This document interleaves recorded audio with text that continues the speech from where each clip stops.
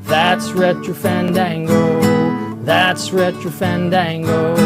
When it's Android over iPhone, and you can keep your stupid amiibo and always bashing on Nintendo. But that's Retro Fandango. That's Retro Fandango. Thanks, Retro Fandango.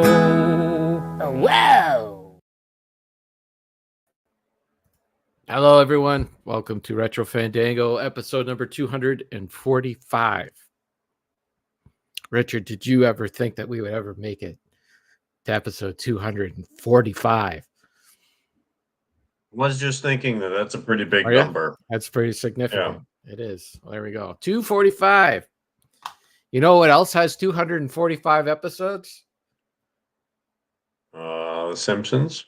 Star Trek: The Next Generation. Okay, it doesn't, but it felt like it because after 5 months, I finally finished watching my rewatch. Sarah and I doing our rewatch of Star Trek: The Next Generation. Mm-hmm. Now, in our defense, it did take us so long because part of the reason was, well, we were busy, and the other part was that we did. Especially early on, we dove into a lot of the extras on the discs on the Blu-ray set. Right here. I brought it over here. I might as well just show.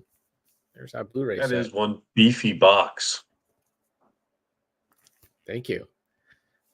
And you know what? In like they don't give you too much in the actual plastic disc. This is great audio, by the way, for everyone. Yeah, they give you those big shove all the discs into one box kind of thing. Yeah. Well, you got two of them in there. Yeah, and you got two of them, and there's big folder things. Is it like the Twilight Zone I have is just like that? Is it like 4 discs on one side, like they double stack them and then they layer them? Yeah, it's kind of annoying. It is very annoying.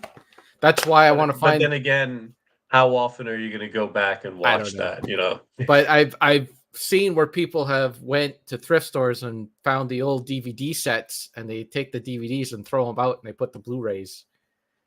I have thought of that too, because the DVD OCD prevents me from doing that, but it's not a bad idea. But this, well, and to be fair, like I mean, they were charging $120 a season back in the day, Canadian, anyways, for the DVDs. And this, I bought the entire series, I think, for $60, $75, somewhere in there. So nice.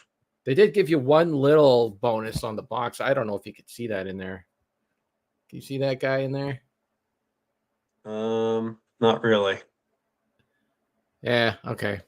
It's the guy. It's the guy that he floated, like Laxwana Troy took Alexander to some planet in the holodeck, and it's like some vacation planet. And the episode is about Worf trying to teach his son discipline, and Troy's mom is like, "Let's take you out and have fun and show you how to be a kid," kind of thing, and all that. So. It was kind of like a weaker episode, and it was weird that that's the episode that they decided to. Yeah, I was like, why not stick Q's face in there or Borg or something? Yeah. But well, I guess they would have to pay John Delancey a dollar or something if they had to. If they put his throw a Borg cube in there. So I do have just a few observations from the entire series. Speaking of Q, I'll get to my Q one. He wasn't in the series as much as I had thought. He only did a total of eight episodes. He did two. That's it. He did 2 or it was 8 or 9. He did 2 in the first season, the pilot, and then when he comes back and he he gives Riker his powers, and then they saved him for 1 episode a season. And it after that, and it felt like a lot more. But he's a very potent character. Yeah, maybe it was 9 because I think it was 2 in the first, 2 in the second, and then just the 1 in every season. Anyways, but every episode it was pretty much every episode it was a memorable one.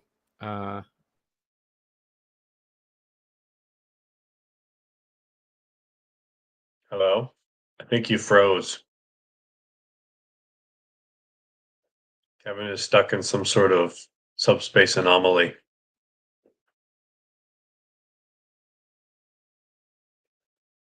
Or am I frozen? And by my frozen state, everyone else appears to be frozen. This is tricky. Oh, perfect. Sauce, can you hear me?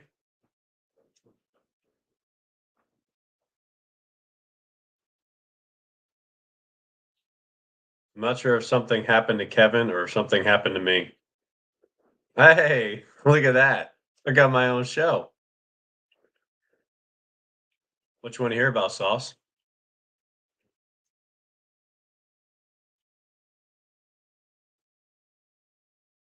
Kevin, you did miss it. Kevin was talking about Star Trek. Unless you did something about it. Can you still see him?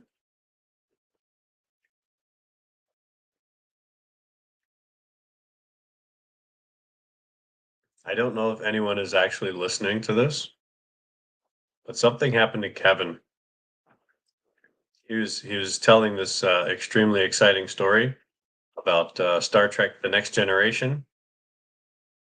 He just got up to Q, and now suddenly everything is frozen, which sounds like something Q would do. Oh, hi, Sarah. Your power is out? Okay. Sounds like there's trouble over at the old oh, I shouldn't say that. I'll say the Canadian Grooves house. Well, I guess the show is still going though. All right. Kevin should be able to join from his phone. We'll see. I'm not sure if Kevin's cell phone would provide the sort of quality that we demand here at Retro Fandango.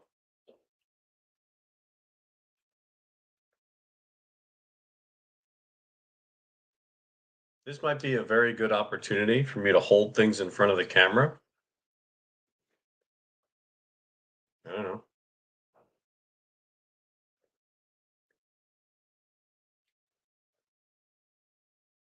I'm also chewing on my throat drop at the moment because Kevin was supposed to be talking now.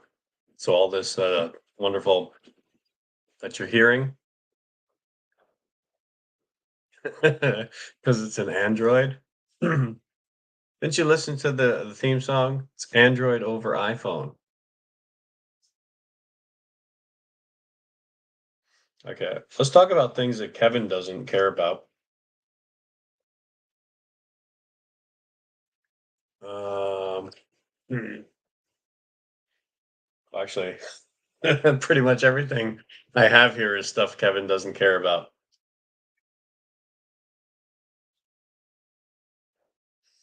Hmm. Should I go power up my computer and fill in? It's not a bad idea, Sauce. Aren't you at work right now?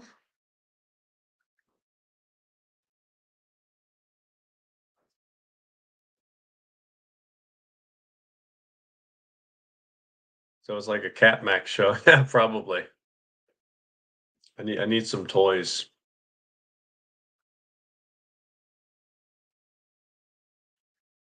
I don't know. Something's going on. Maybe this might be a good time to check and see if there's actually something weird going on in Canada. Or are they suffering from some sort of an invasion? Do they have earthquakes and things in Canada? I don't know.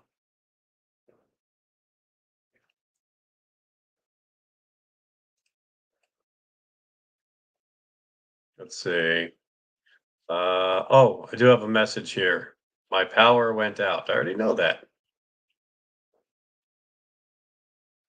Let's type Kevin a message. May he was.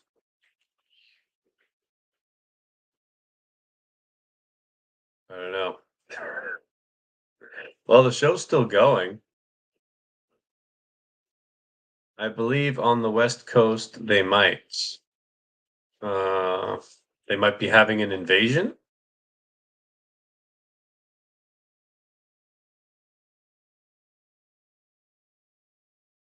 Let's see. Trying to look this up real quick. So power outage.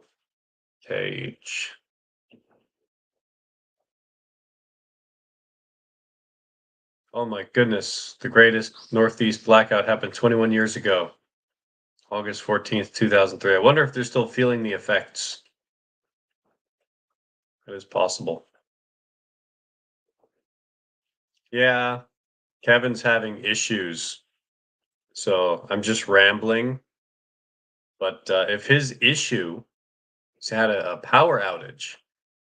If his issue persists, I don't know if I'm going to sit here and do this.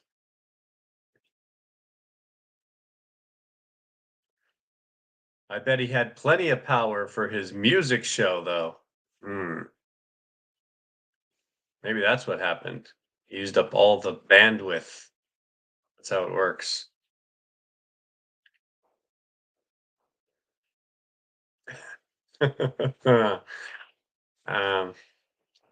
Well, if anyone out there is interested in hearing about all of my recent watchings and viewings, I can continue with that. If anybody wants to jump on in. Oh, wait a minute. Wait a minute. I got a little spirally circle here. Hello? I'm in the dark. Yeah. Yeah, you sure are. Oh, here we go. Wait. Oh, there we go. Now you get to see the other corner of the room. Ah, nice. Yeah. So, what's going on? Nothing. I need to put this down on something. I'm just holding it. Oh, this sucks. Yeah, Sauce called it. He said you might call in on your phone. Well, I didn't know how it was going to work because it's under my account, so I have to let people in, kind of thing. Yeah. But I don't know. I don't know. Oh, it's still going. It's still ticking. What's going on, boss? Oh, you got this thing? Well, look at this. We've got a special appearance by Sarka Sim. Hello. Hi, Sarah. I need the light. Our power is out. Or I could go outside. Yeah, this thing's pretty cool. Hold on there. All right. So is the power out just for you guys? Is the power out for the whole block? We're trying to figure that out. We're trying to figure that out. Okay. Yeah, it usually takes a little while for Ontario Hydro to figure it out. Hydro 1. Or Hydro 1, whoever it is. Let's raise the blind here.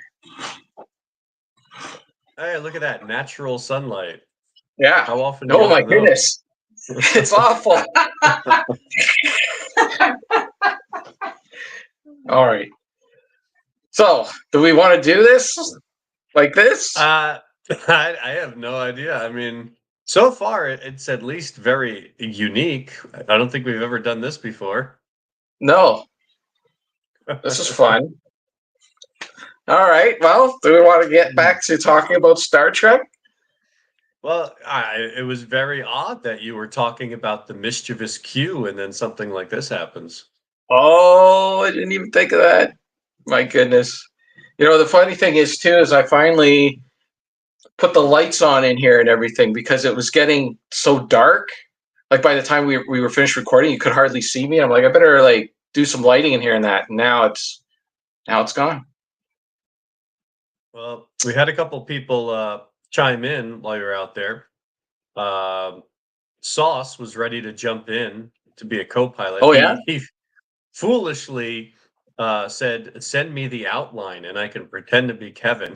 There is no outline for this show, boss.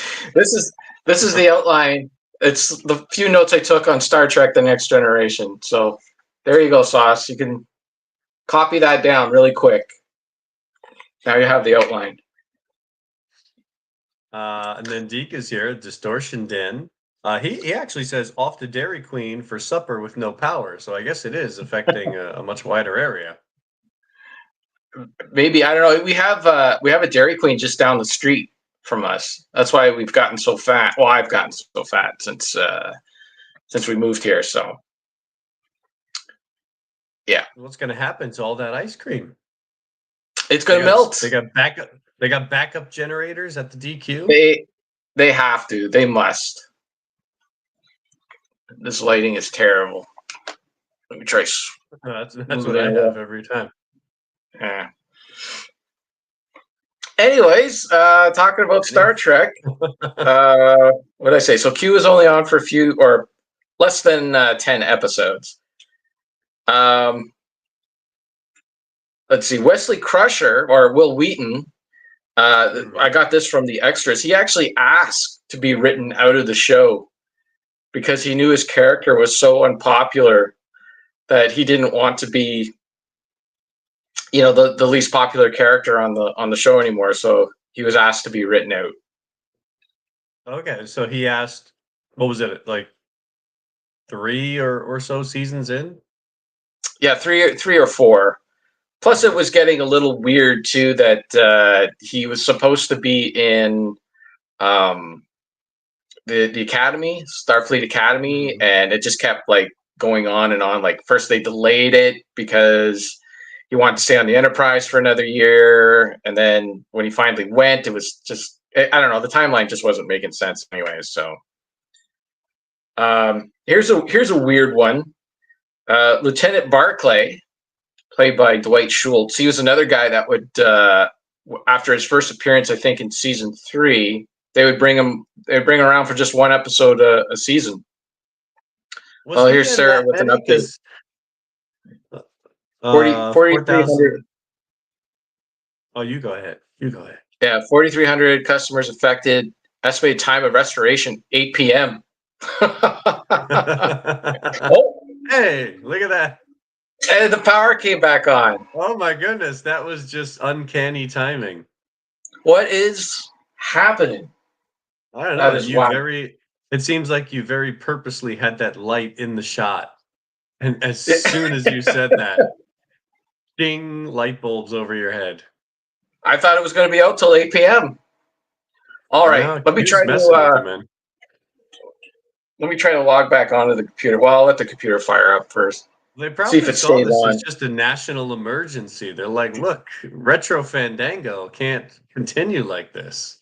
Yeah, this is just unacceptable. Just into Kevin's house. It's unacceptable. Screw the DQ. Fandango first.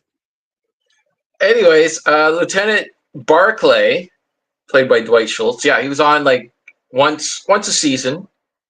But a weird thing with him, in his first 2 or 3 episodes, he was Lieutenant Barclay. Everyone called him Barclay, even Patrick Stewart, who pronounces everything correctly, even issue and schedule. He doesn't say schedule, he doesn't say issue, he says issue. He's a fancy man. Everyone on the show at some point stopped calling him Barclay and started calling him Barkley, like the dog. It's weird. Yeah. Everybody does it. Everyone on the show does it. Barkley. And I couldn't figure out why. It was just so bizarre. Just one of those internal decisions. I mean, it's the same as Geordi was the helmsman, and then suddenly he's the chief engineer.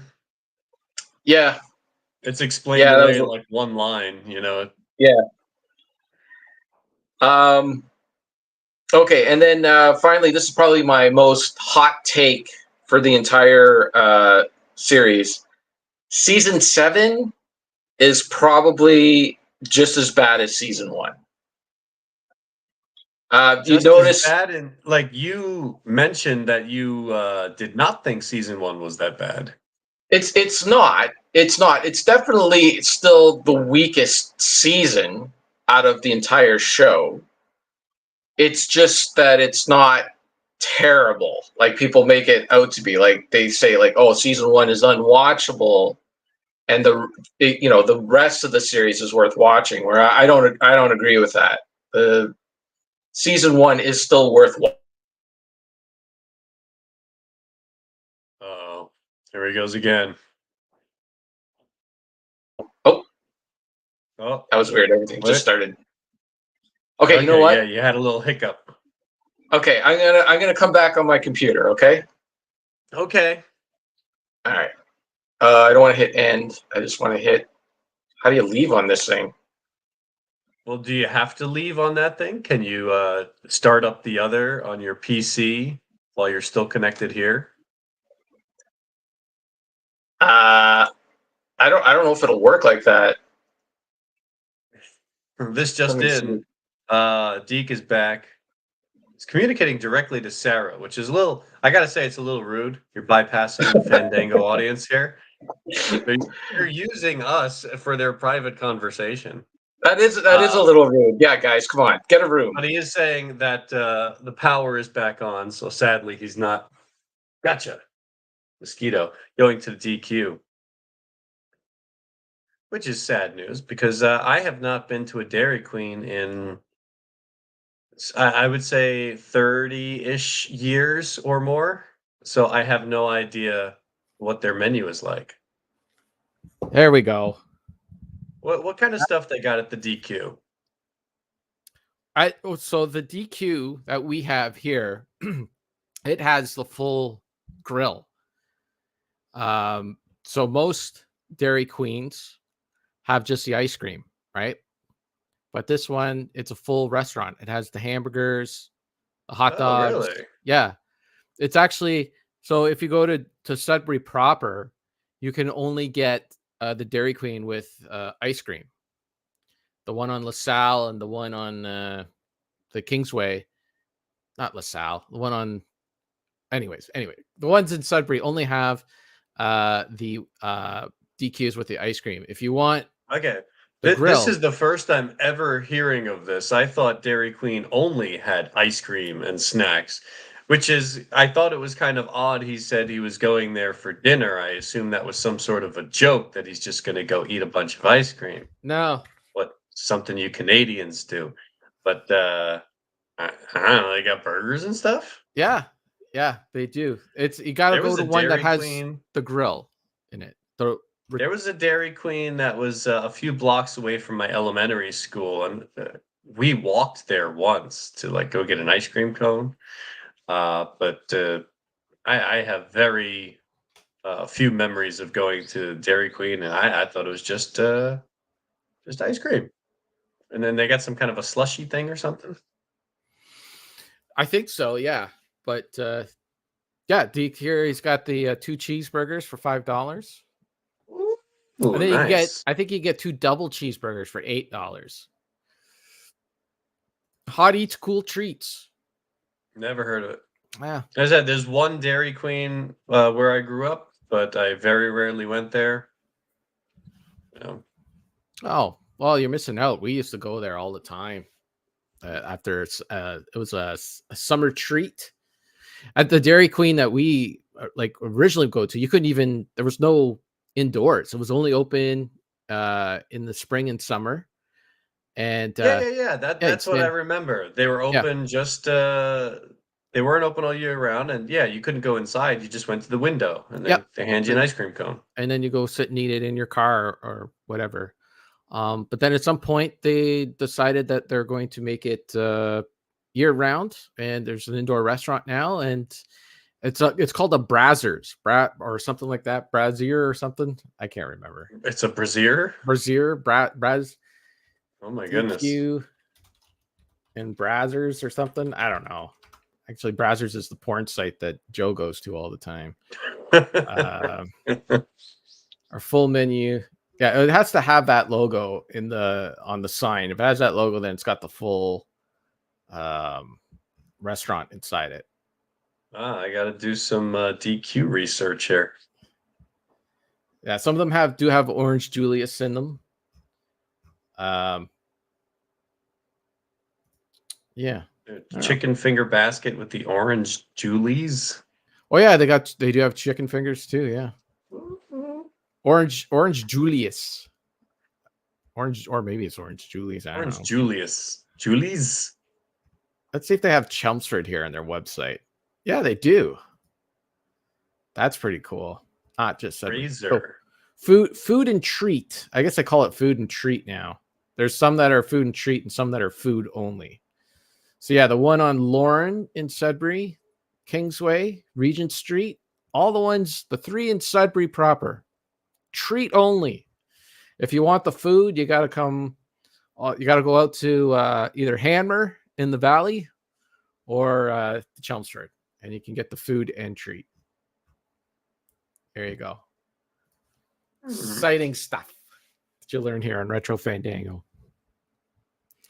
All right, I'm gonna little remember that little star. Did they do this in Canada where they would have those "the more you know" when the little star comes by? Oh yeah, we would get those on the cartoons. Sure. Okay, we need that sound effect.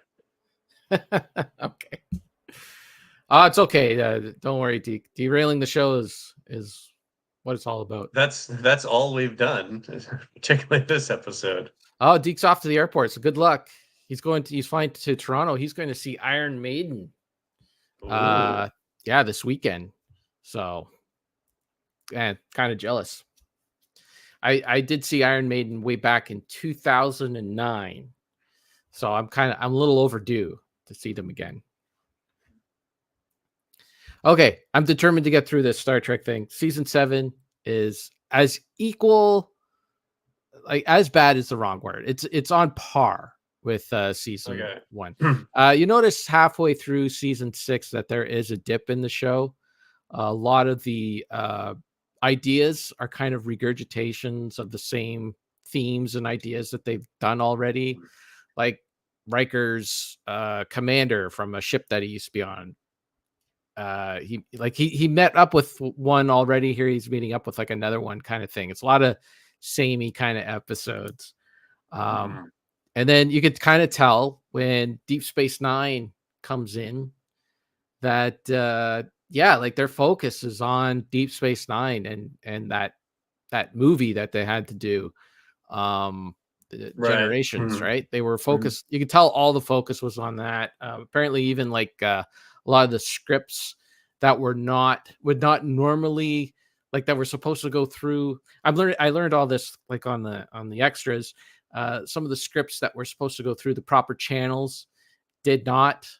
Like there was that episode, the notorious season 7 episode where Dr. Crusher has sex with a ghost. Okay. I can't remember that one. Yeah, so apparently that episode, that script was written by someone that was outside of the show, and it was sent in, and it didn't go through the proper vetting that it normally should have.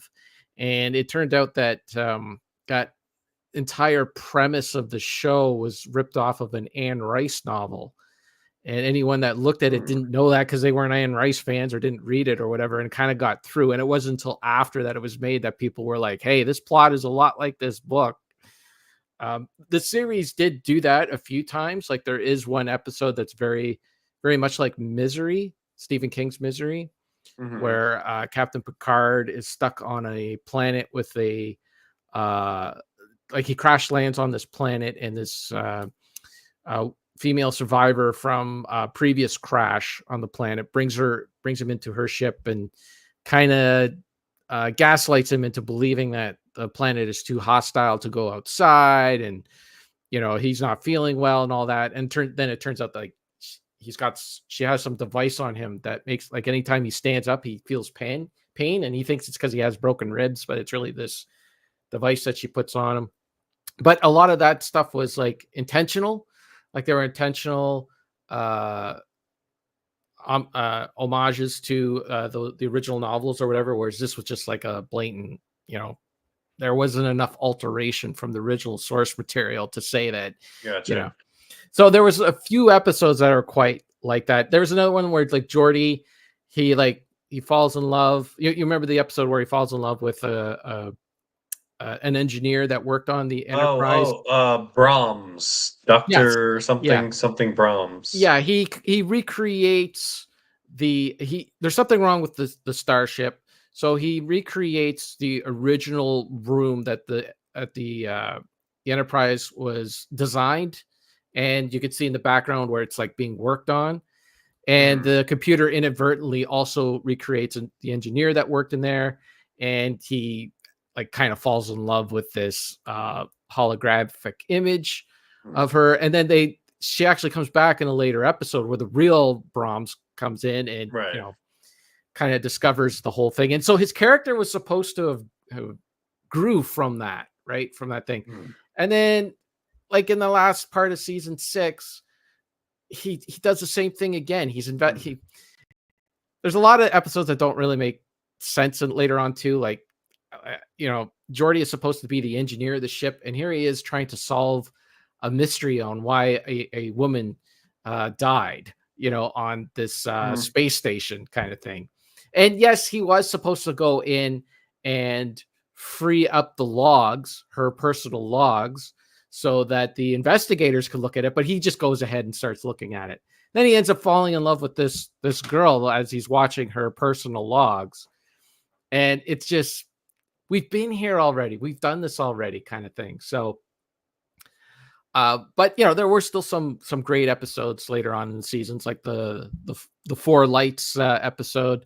That was that episode where Captain Picard is kidnapped by a Cardassian, and he tortures him, and he shows him 4 lights above him, and he's trying to get him to say 5 lights. And it's a great episode about torture and gaslighting and just all stuff. It's really great, big 2-parter episode.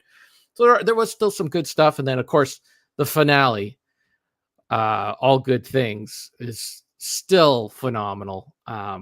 There was a listing for it on Letterboxd, so I gave it a 5-star rating because it was an excellent wrap up for the entire series. It connected to the pilot of the show. It was all about Picard's arc throughout the entire show, and just it just encapsulated what the entire show was about. It's not just about flying through space and discovering new worlds and all that, but it's about the human element and all that stuff. Great stuff. That stuff's good. So I still would say season 7 is better because All Good Things is attached to it. But if you shaved it off, which you can't do, but if you did, then I would say it's on par with season 1 because of the stuff I mentioned. Well, it's not true of every single series that's out there, of course, but in general, I feel like most shows overstay their welcome and start to suffer from it because they start running out of steam. But it's a popular it runs show; its course. They can make more. Yeah, in general, I think maybe like 5 seasons would be a prime run for a show. If they knew they had like 5 seasons, like, okay, what are we going to do with these? They could kind of tighten it up a little bit. Oh, nowadays you probably have much less of that because a season is 10 episodes, 12, sometimes 8. They were still cranking out. It was like 22, 24. 26 episodes every season except for the second season, which was cut short for the writer's strike, and that was only 18. But yeah, generally, depending on how you look at the 2-parters, it's either 24 or 26 episodes. Yeah. So yeah, they're basically coming with 26 hours of content every year. Yeah. So yeah, you get a couple of stinkers in there. Yeah, I mean, but overall, I mean, the show is still great. It's still good. Those last 2 seasons were still a lot better than most television that exists. I'm not going to say that any of it was bad. It was all worth watching. I do wonder what it would have been like though if Deep Space Nine didn't exist and that movie didn't exist, and they were able to keep how long they would be able to keep that quality up. I don't know if part of it might have been that the show had run its course. I don't know. Well, that is true because then you hit that point where it's just they had so many things going on at once, and they had that feeling of we can't not have a Star Trek series on TV. So it's like Yeah. What was it? Yeah. DS9 came in before DS9 wrapped up. Then you had Voyager, Russian Enterprise. They're doing movies the whole time. Yeah, and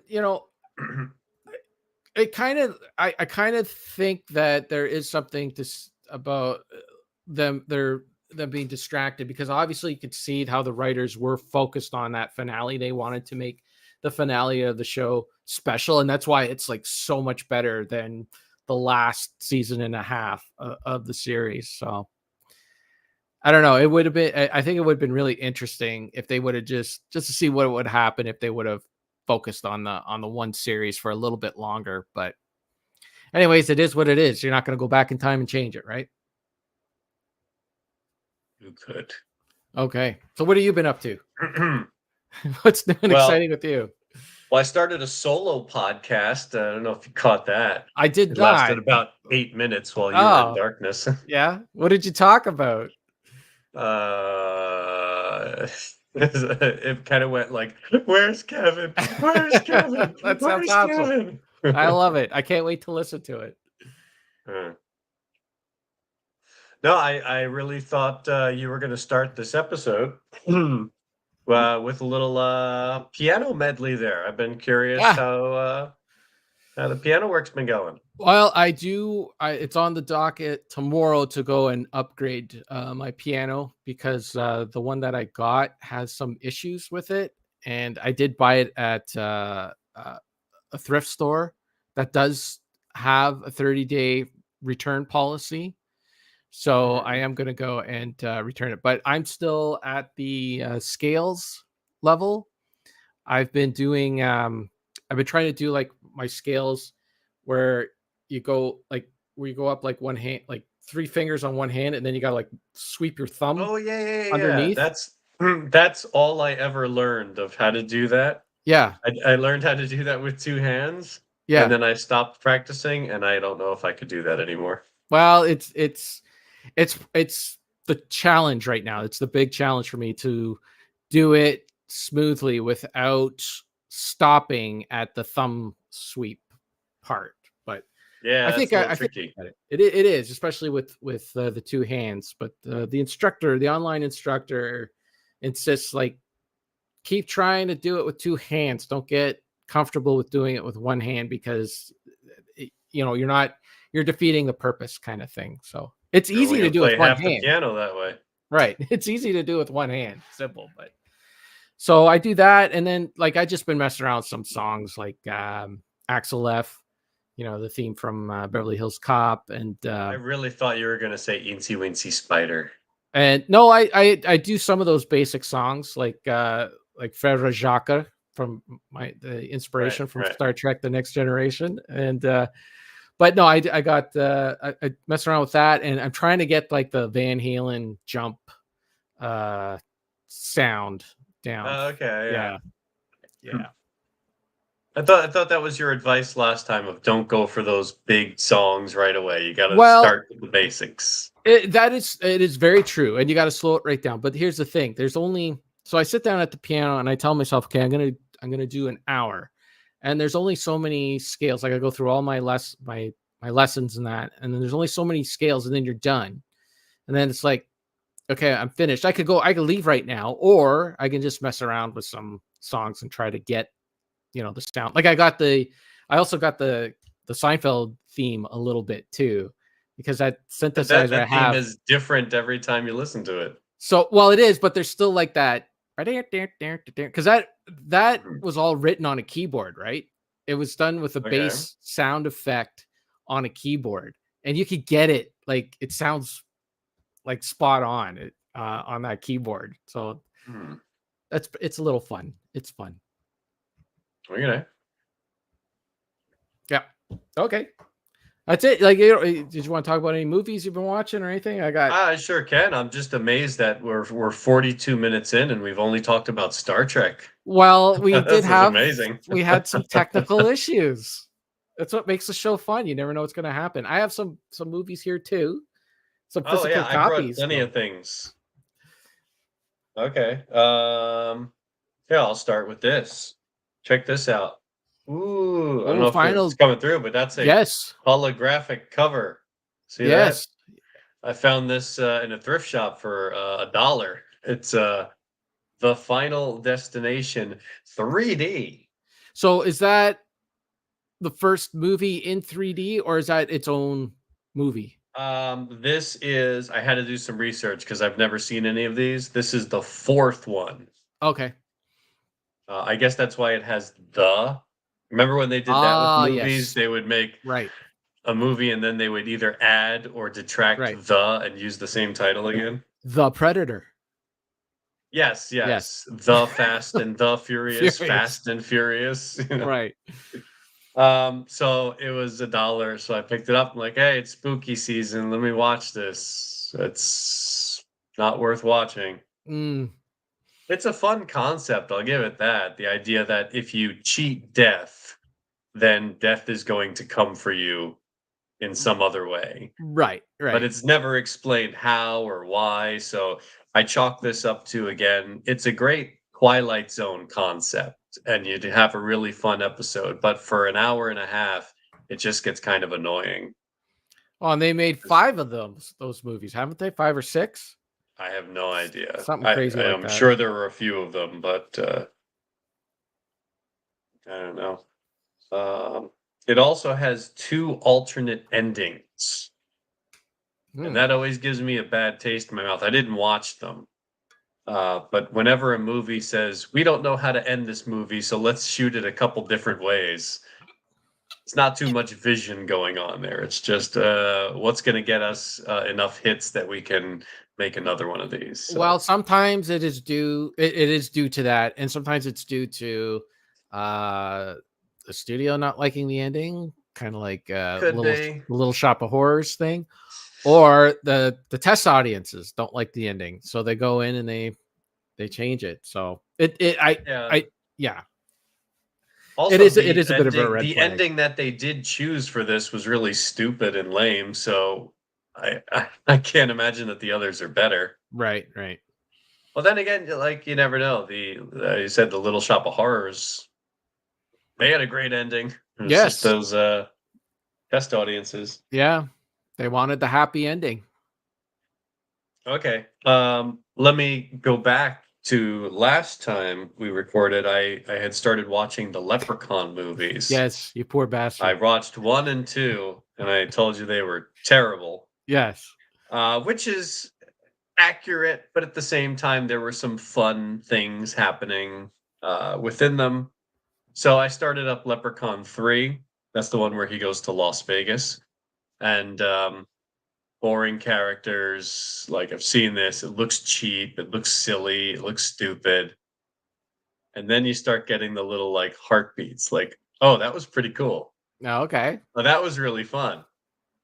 And then the movie gets you. And it's like, wow, this is actually really entertaining.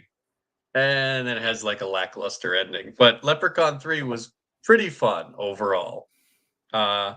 And again, there's no continuity between these films. It's just, here's the leprechaun, here's a new situation, here's a new power, here's a new weakness, here's a new reason for his being or what his goal is. Everything changes from everyone.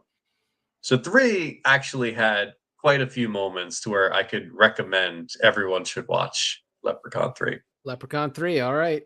I'm writing it down. Leprechaun 4 is in space. That's the one I was really excited for. Yeah. And after Leprechaun 3, I was excited because it was the same director. Okay. Ooh, maybe he's going to continue this streak. And while it does have a couple of moments, it kind of gets pretty weak with the idea right away. And and it has some terrible effects, some terrible CG effects. They admit this in the documentary. They say, look, we really cheaped out. We didn't have the money, so we skimped on these effects, and they look terrible. It's not even like bad CG. It's that they didn't render it properly. It's just so pixelated, and it looks awful. Oh, now I want to see this. Yeah. What year are we in by the time we get to Leprechaun 4? Oh, gosh. I'd have to look all this. I don't think it's written in here anyway. Definitely mid-90s. I think the first Leprechaun was like 88, maybe like 89, 90, around there. Yeah. And then they kind of pumped them out like every year. So Leprechaun 4 is probably around 95-ish. No, I didn't bring my phone. Was it CG, like bad CG, or just bad visual there's a effects? couple of combination of visual effects, but there's CG, and then, like I said, it's the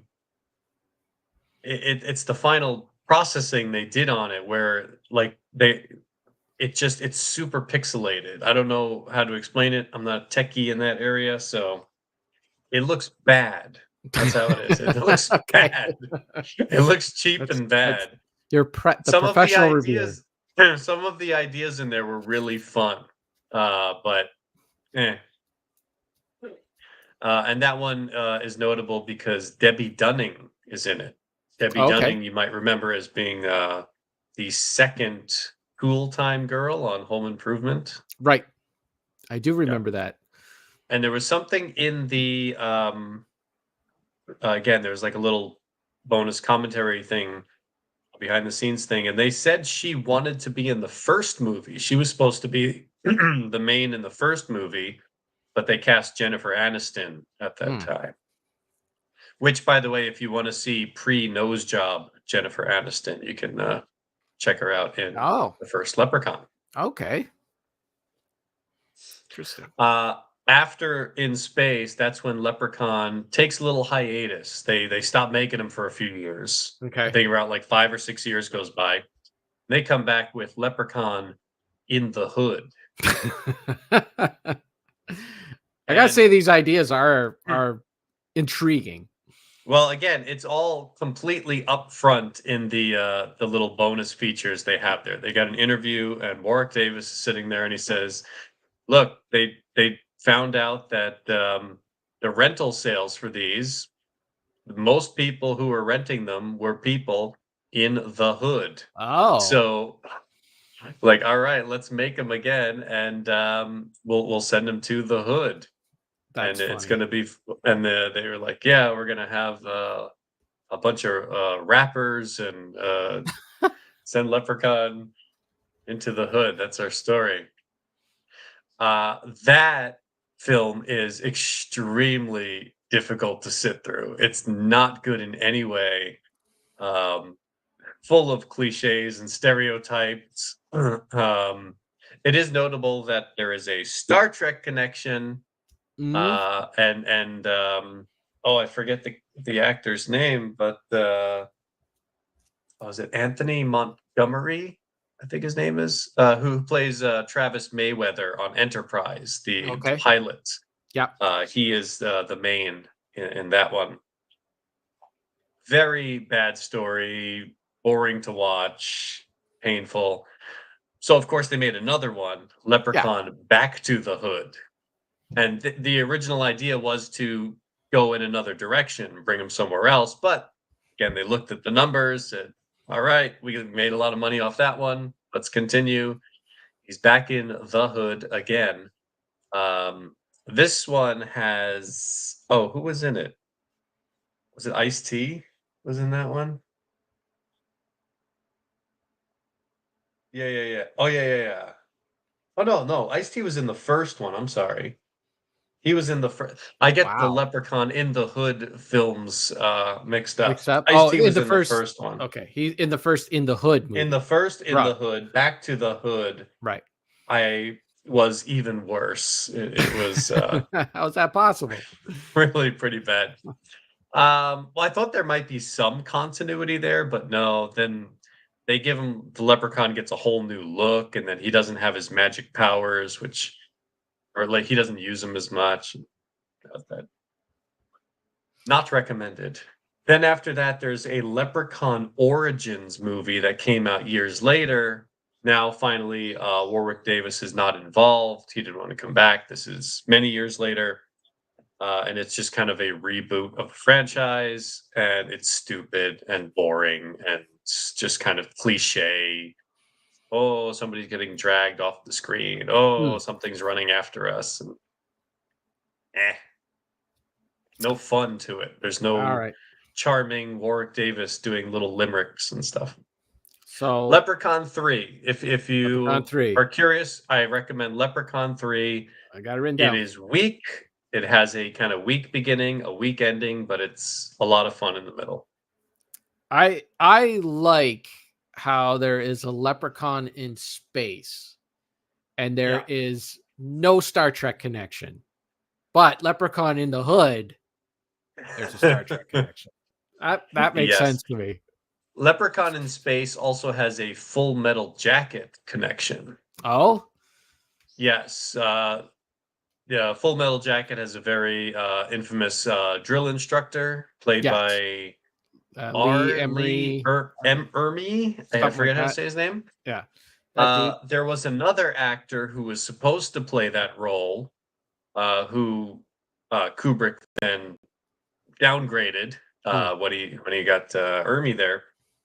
There is a scene where a couple of characters are in a helicopter and there's a guy there with the gun and he's shooting people out the side. And that actor was supposed to be the drill instructor. That actor is now a drill instructor in Leprechaun in Space. Perfect. It's the way it was meant to be. It all worked out for him. Awesome. Okay, I also watched another series of films. Have you ever seen Species? I saw the first Species in the movie theater. Wow. Yeah. Yeah. I got to see Natasha Hendricks. Was that her name? Natasha Henstridge. Yeah, I got to see her in all her glory on the big screen. Oh boy. Mm-hmm. Yeah, these movies are kind of nudie.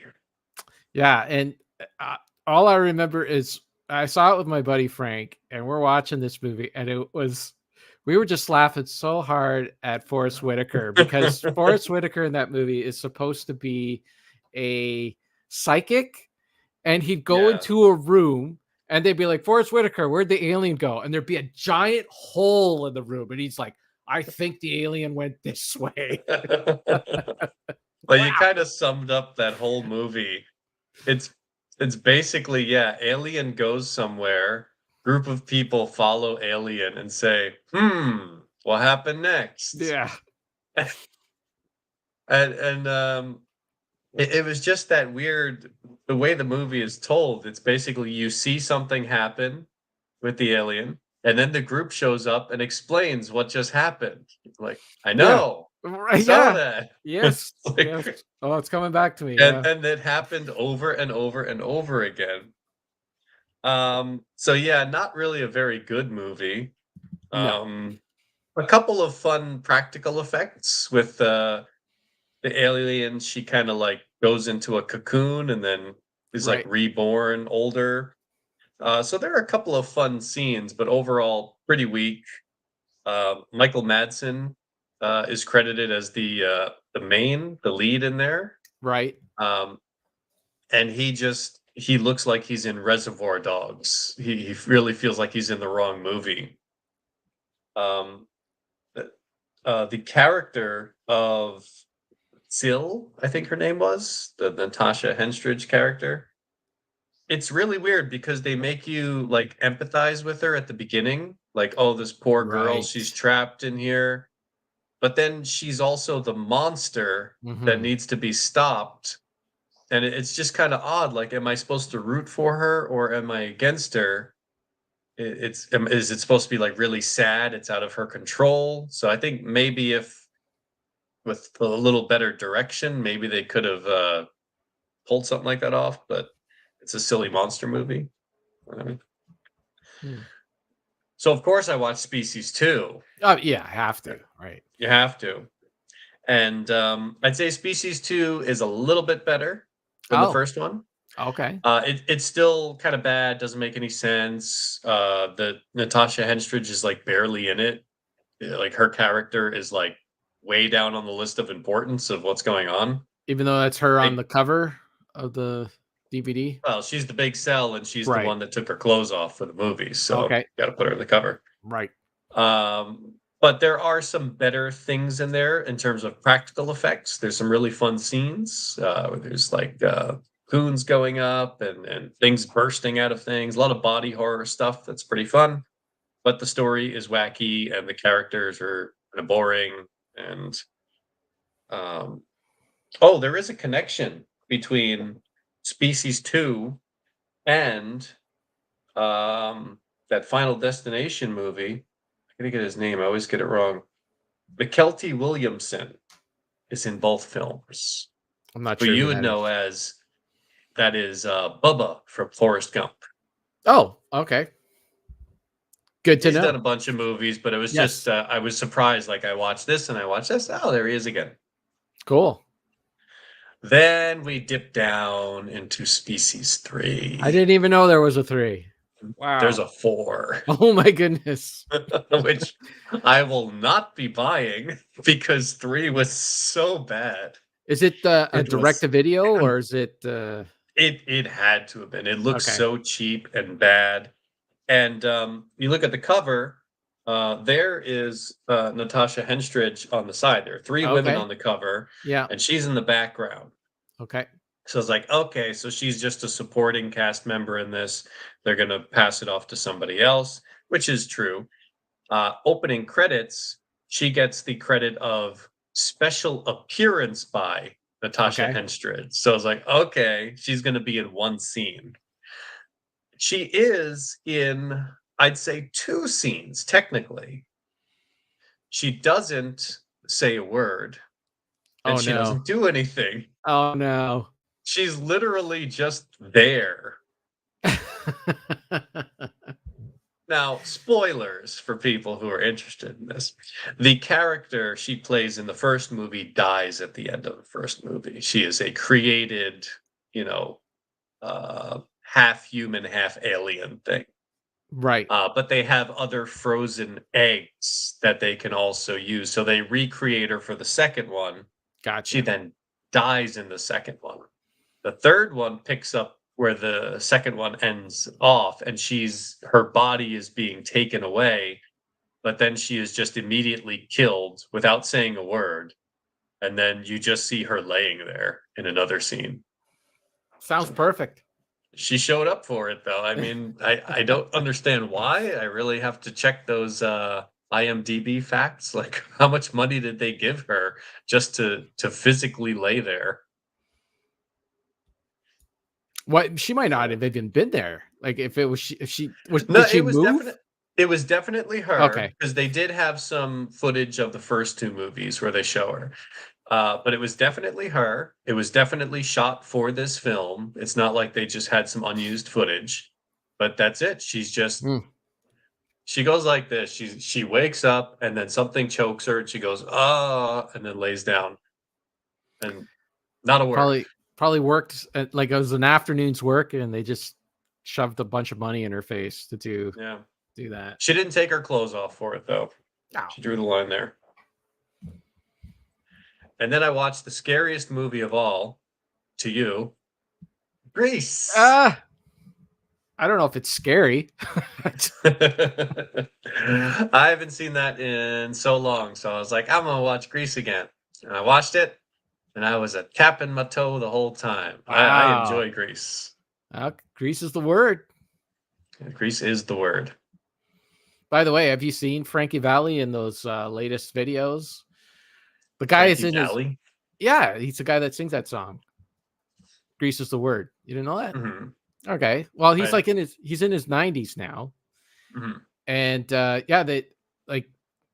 he doesn't move his lips anymore when he's on stage. Well, he moves his lips just a little bit when he's on stage. And I imagine it. Yeah.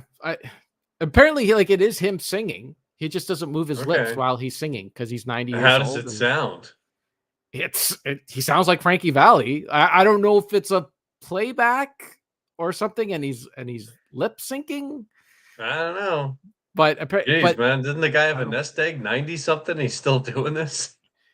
Well, if you've seen the movie Jersey Boys, the other members of the Four Seasons got into some serious gambling debts.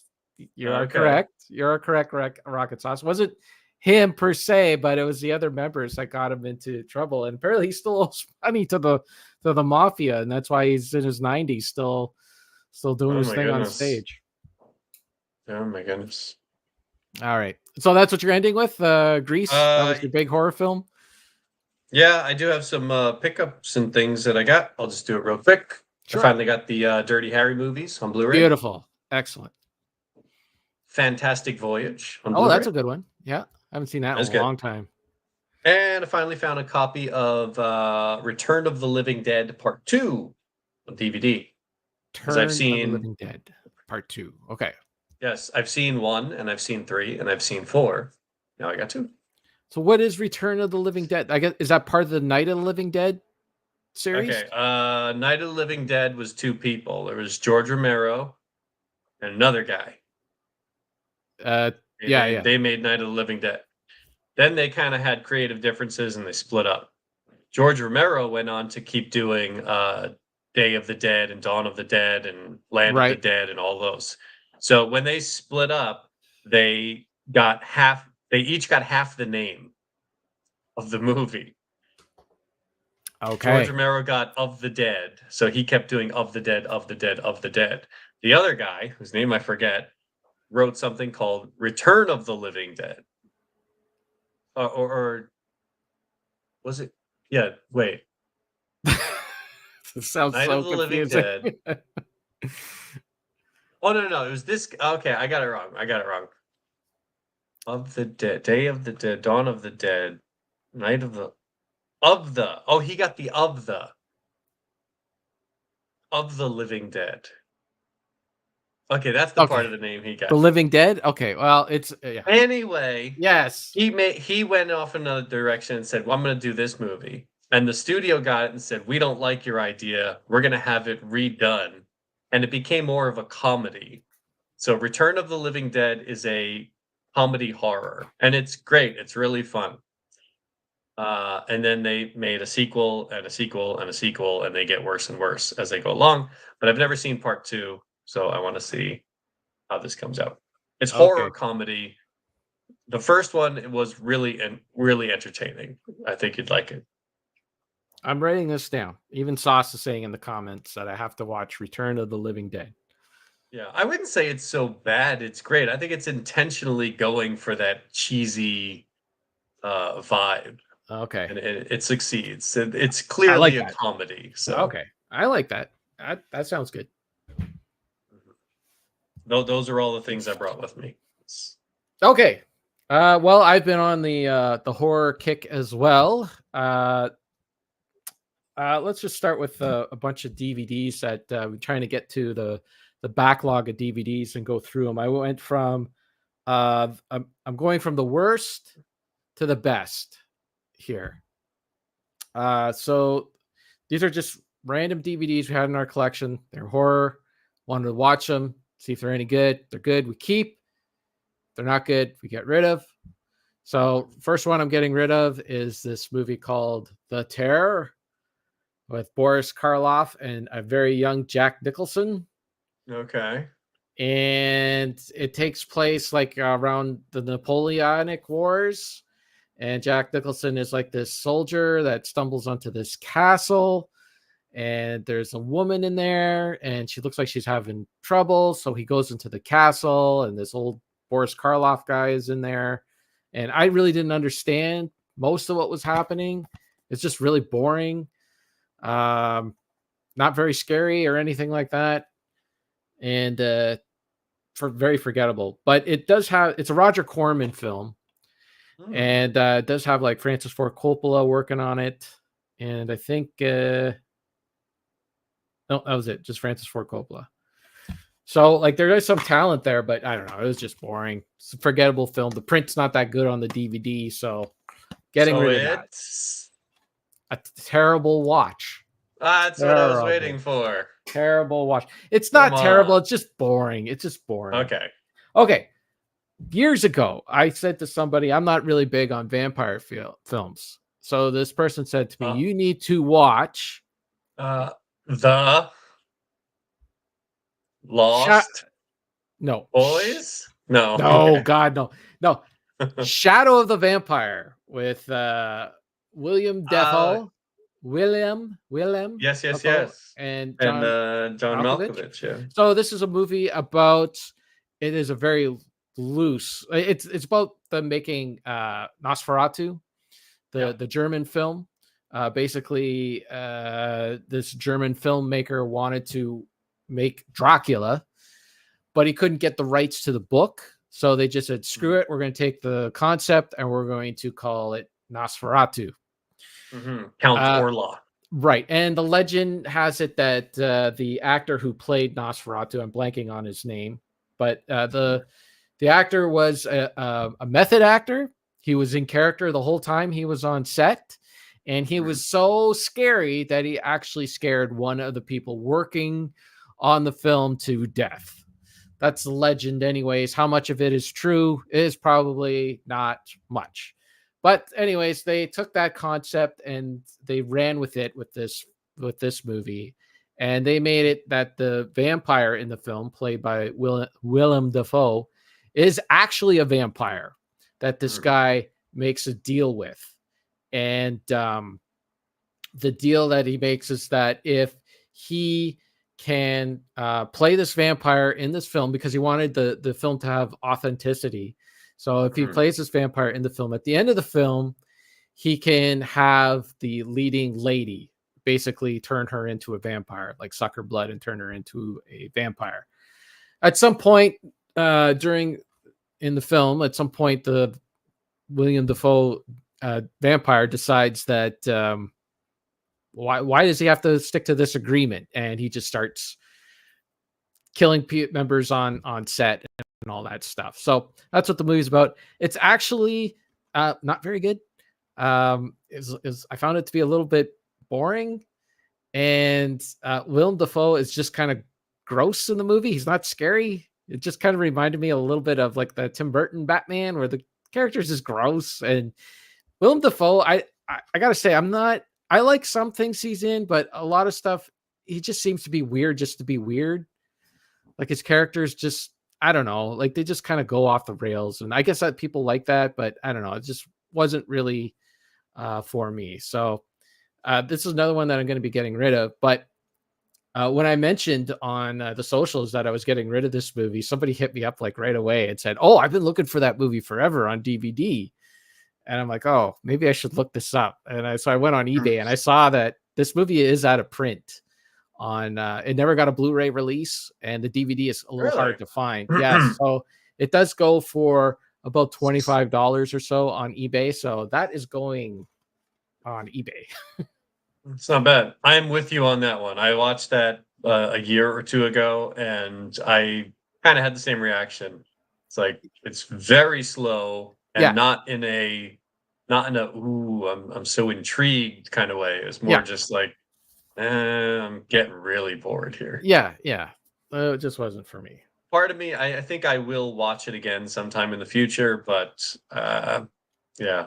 I know some people jump and they're like, "Oh, have you ever seen this movie?"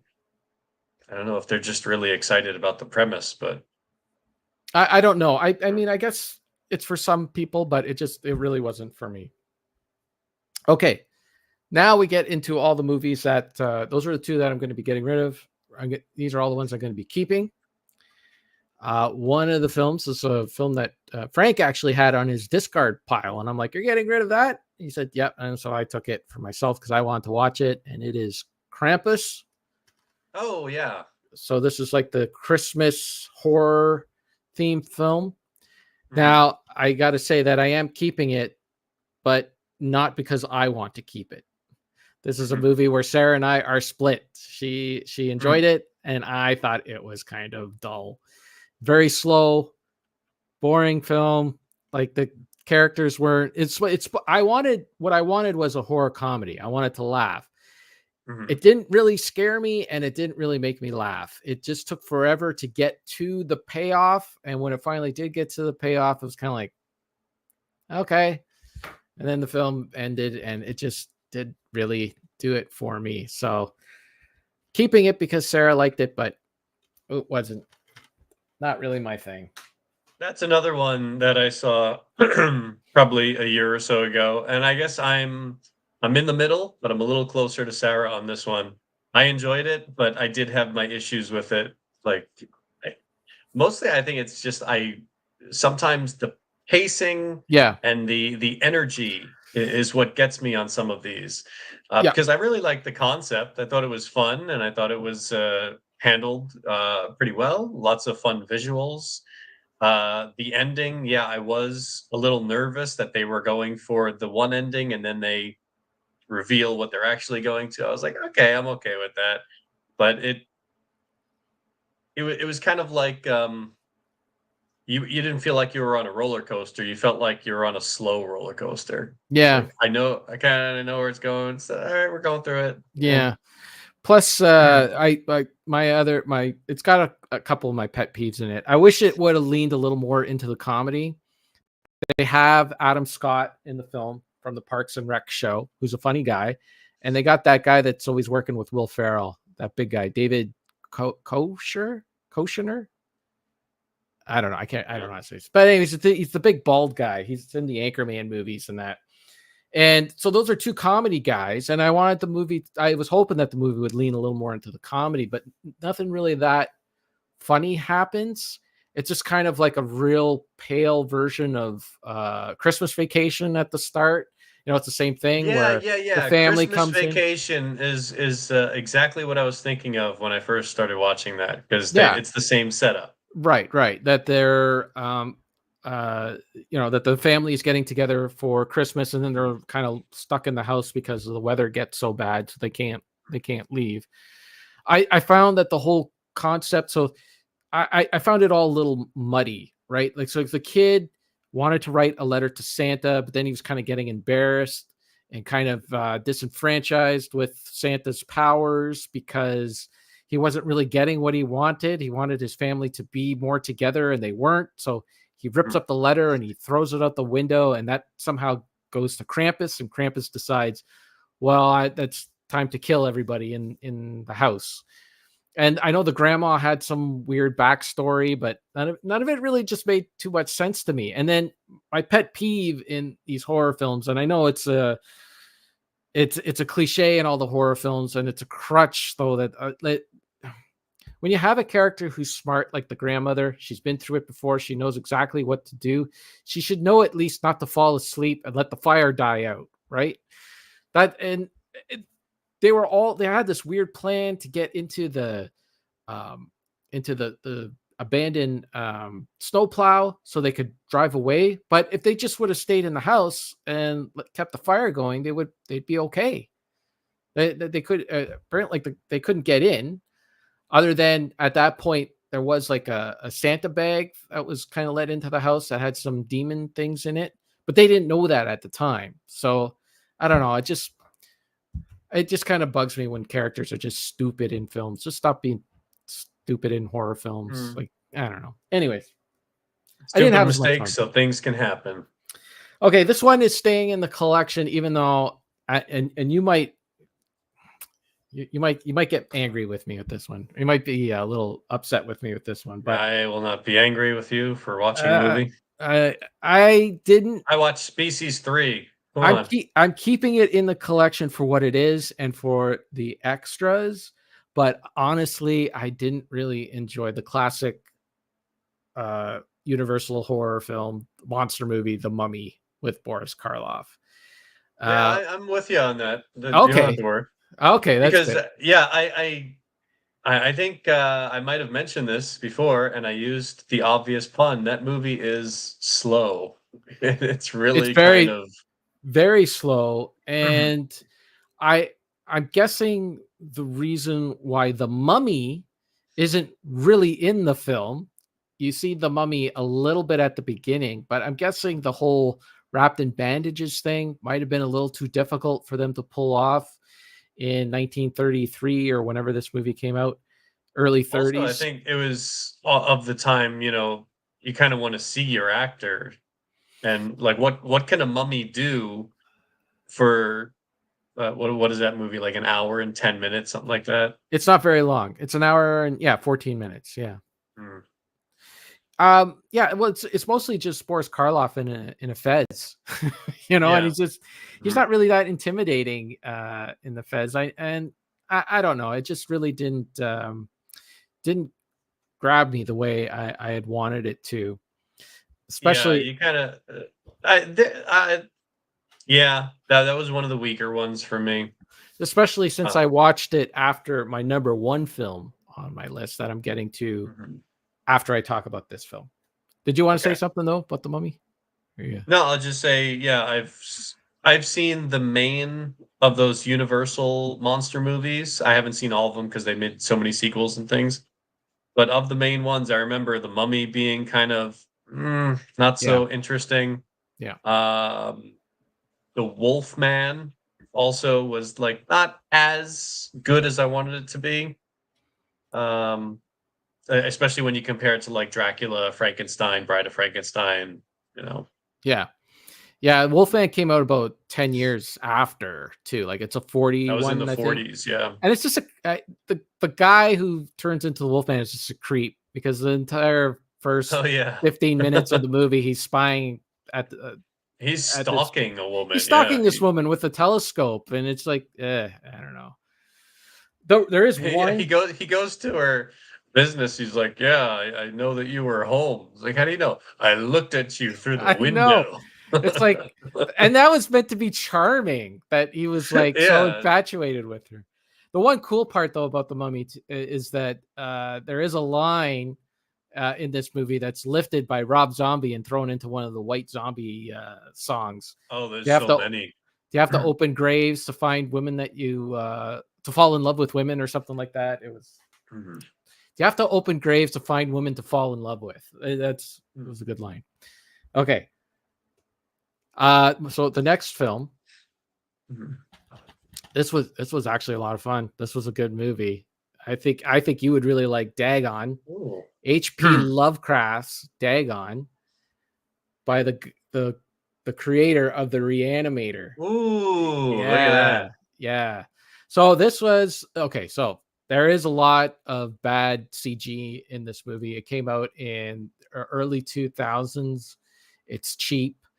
Even like the graphics that start up, you could tell it's just kind of like some sort of weird Microsoft default font kind of thing. But the movie has it where it counts. Now, I'm not going to oversell it because I did give it 3.5 stars, but I did have a lot of fun with it. It was legitimately suspenseful. It was funny at times. It was not really scary at times. But it's just a fun concept and movie. So it is based on an H.P. Lovecraft novel where they go to this kind of small island off the coast of Spain, and they stumble into like this supernatural town. And they're kind of the heroes of the story are stuck there. Basically, like there is a car, but there's the entire town only has one car, and it dies kind of thing, and it's good. So what is it? It's like these fish people, like fish monsters. They're like a fishing village, right? And so the village. I don't know if these are spoilers or not. It's just more of the plot to kind of suck you in kind of thing. But basically the town was a very poor town, and they relied on fishing. So they made a deal with a fish demon kind of thing to get them to get the money so they could live in that. So every once in a while they have to make a sacrifice to this fish demon thing. And it's just a fun movie. The lead actor that they got in the movie, when you start playing it, you're like, holy crap, is that like a very young Jeffrey Combs?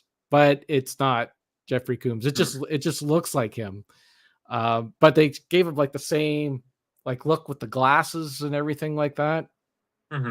So it was, I don't know if they tried to get him, but by 2004, could be he did a few of those movies. Yeah, maybe by 2004 he might have been a little too old to play, because it did have to be a young character to make the story work, a younger character. Maybe. So, anyways, it's good stuff. So if you ever find that one lying around, or maybe I'll rip it and put it on the old Jellyfin server for you, so you can at least give it a watch. I was wondering if I was going to get asked about that, because I've kind of forgot that we did that. It's it's there. It's there if you want. It's there, yeah. Because I think about it once in a while. I was like, oh yeah, I have to watch that Beavis and Butthead movie, and then I would forget, and then I would remember, and then I would forget, and then I would remember. Well, there's a lot of good scary movies on there right now, because I've been putting a lot of scary stuff on there. Okay, good. Because I was going through my shelves. I was all excited, like, hey, Halloween, spooky movie time. I went and I looked, like, kind of seen everything that I have, because I watch horror movies like not in horror season, so it's like, right, yeah, they're all fresh in my head, so that I had to dip into Species. Sorry to hear about that. That's really too bad. Okay, at least if you remember the first movie, there was some really bad CG at the end. They didn't do that in the second movie. They were able to use a lot more practical effects, and then just use CG when it was necessary. Good. Excellent. So Species 2, the superior film. So Species 2 is the better one. It's the Gremlins 2 of the series. It's the peak, but you'd probably still step over it. Okay. So my number one film. This movie is a Universal classic monster movie. Okay. And it's one that you haven't mentioned yet.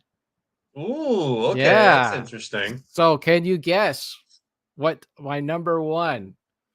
Give me a year. 40s? No, it's in the 30s. 1933. 33. Yep. Oh, okay. The Invisible Man. You are correct, sir. Yay! Yes, this was fantastic. I think out of all the classic Universal horror films or monster movies, or whatever you want to call them, this was by far and away the best film. It's amazing how old this movie is. It's like 90 years old, and it still holds up. The effects hold up. The effects hold up. That's what really gets you when he's unwrapping, and it's like, that looks great. Yeah, that looks fantastic. Now, the movie is only an hour and 10 minutes, so we ended up watching the half-hour documentary that's attached to it. And yeah, the way they did that scene of him looking in the mirror, they overlapped 3 images on top of each other in order to get that. It was Claude Rains doing the motion, and then they overlapped it with like the bandage itself coming off.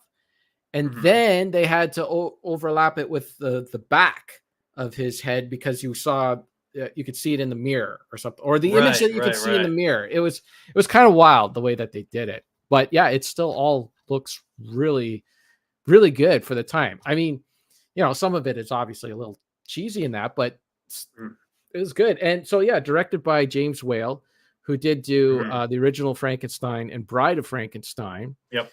And yeah, he really had that balance of creepiness and adding a lot of fun to it. Like, the Invisible Man is a tortured person that is going a little nutso from this elixir that he created in order to make him go invisible. And as he's going further and further into madness, like, the movie just starts having a lot more and more fun with it, and it just holds up really well. And Claude Rains, man, like, what a performance to do all that with all that stuff on him. And it's just his voice. Like, really, that's all you get from Claude Rains. Like, when he has the bandages on, it's him, but for the most part, you're just hearing that powerful voice, and really excellent stuff. I liked it. And then Clarence from It's a Wonderful Life. It's in the movie too. Yes, that's right. Yeah, that I got the like a Blu-ray set of all of those, and I watched straight through. I think it was like 8 different movies, and I had seen Dracula before, and I had seen Frankenstein before, so I'd watched all through. And then a while went by, and I was like, I want to watch one of these again.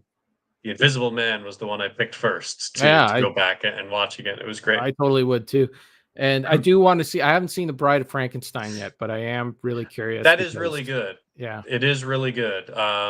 It has a different feel. It's not as funny as The Invisible Man. Okay, but it is excellent. It's definitely better than the original Frankenstein, and you get a lot more references to the young Frankenstein with the blind man he goes to visit. Right. That's in Bride of Frankenstein. Okay. Oh, connection. Species 2. Yes. Peter Boyle is in this. Oh, well. Full circle once again. Of course, plays the monster in Young Frankenstein. That's right. So there is a Young Frankenstein connection. And one of my favorite things of The Invisible Man is they have the old British foot cop there. He's like, what's all this thing? Yeah, what's yes. all this thing? So he had a lot of fun. The director, James Whale, had a lot of fun with all those extra characters and that, like, just, yeah, over the top kind of thing. Yeah. You do have to deal with a lot of screaming from that one woman. Yes, she is annoying on purpose. Yeah. It does get a little overbearing at times. She is grating. But yeah, so I got really curious about James Whale. I wanted to find out more about him. And there is a movie based on him that came out in the late 90s, starring Ian McKellen, Magneto, depending on how you want to say it. The actor who Ian plays McKellen? Is that what I said? I said it right. You said McCullen. Good old Ian plays Sir Ian. Sir Ian plays James Whale in this movie, and I'm really curious about it. I do want to see it. I can't remember what the heck it's called, but yeah, he was an openly gay man, in the 30s, which was really rare. Yeah, and he ended up committing suicide in the 50s, and that's probably part of the reason why. But yeah, I don't know. Interesting guy. He made a lot of movies, but he's mostly known for these monster movies. And yeah, good stuff. Okay, what did I say I wanted to talk about in the outline? I can't remember. I just wanted to mention. So we finished Star Trek: The Next Generation. The next show that we fired up was the show called Mr. Inbetween. If you are a fan of Elmore Leonard style crime fiction, this is it's basically it's about a hitman and his life as he tries to do his hitman job and live as a single father, who only, or what they call a split parent, basically, like he splits parenting between him and his separated wife. He's got a lot of problems with him and his family and all that. It's a very it's a gritty show. It's a very down to earth show. I mean, you never see him wear anything other than jeans and a t-shirt unless he's working at the club. Then he puts on a suit. But it's an Australian show. Very short, only like 22 minutes an episode. The first season's only 6 episodes. Second season's 11 episodes. And then the last season's 9 episodes.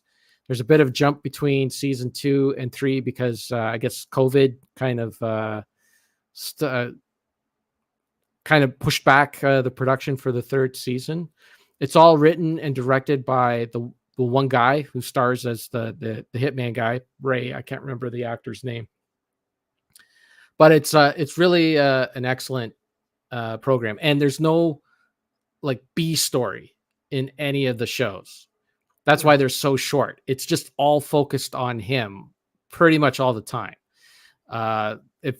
like very rarely does the camera take you away from what he's doing to what somebody else is doing. So Sarah and I, like, it took us 5 months to watch Star Trek The Next Generation. We are almost done Mr. Inbetween after about a week.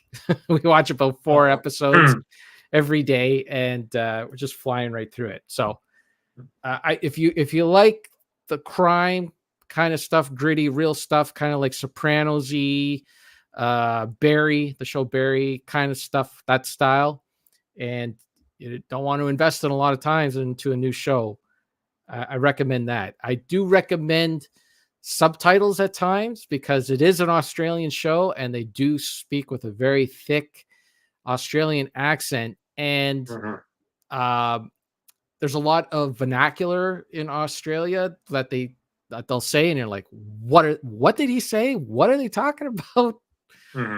But still, pretty good. Okay. So I recommend that. That's on my Jellyfins. Mr. Inbetween. That's what you said it was? Mr. Inbetween. This was a show. Is this an older show? Like 2018. Okay. 19, and then the COVID thing happened, so they came out with season 3 in like halfway through 2021. So okay. Yeah. Okay. The title of this episode was insinuated that there was going to be some M. Night Shyamalan talk here. So I'm sorry to make everyone wait so long, but I couldn't remember what I want to talk about. Okay, so I did watch. So when we left you the last episode, I watched After Earth. Okay. Which was not good. So then after that flopped, M. Night Shyamalan took a bit of a break. And then he came back with this next film that he self-funded. And I think that was because he could not get money from a studio anymore after he had several flops at this time. After Earth, that I imagine it had quite a big budget, CGI heavy movie. Yeah. Yeah. Very, and then they had Will Smith that they had to pay, and his son and all that stuff. Right. So yeah, it was a big budget film that flopped. It was the only, at that time, I don't know if this is still the case, but at the time it was the only Will Smith movie since like Independence Day that did not debut at number 1 at the box office. So it was a big commercial failure. So he comes back with a self-funded film called The Visit. It was one of those found footage movies.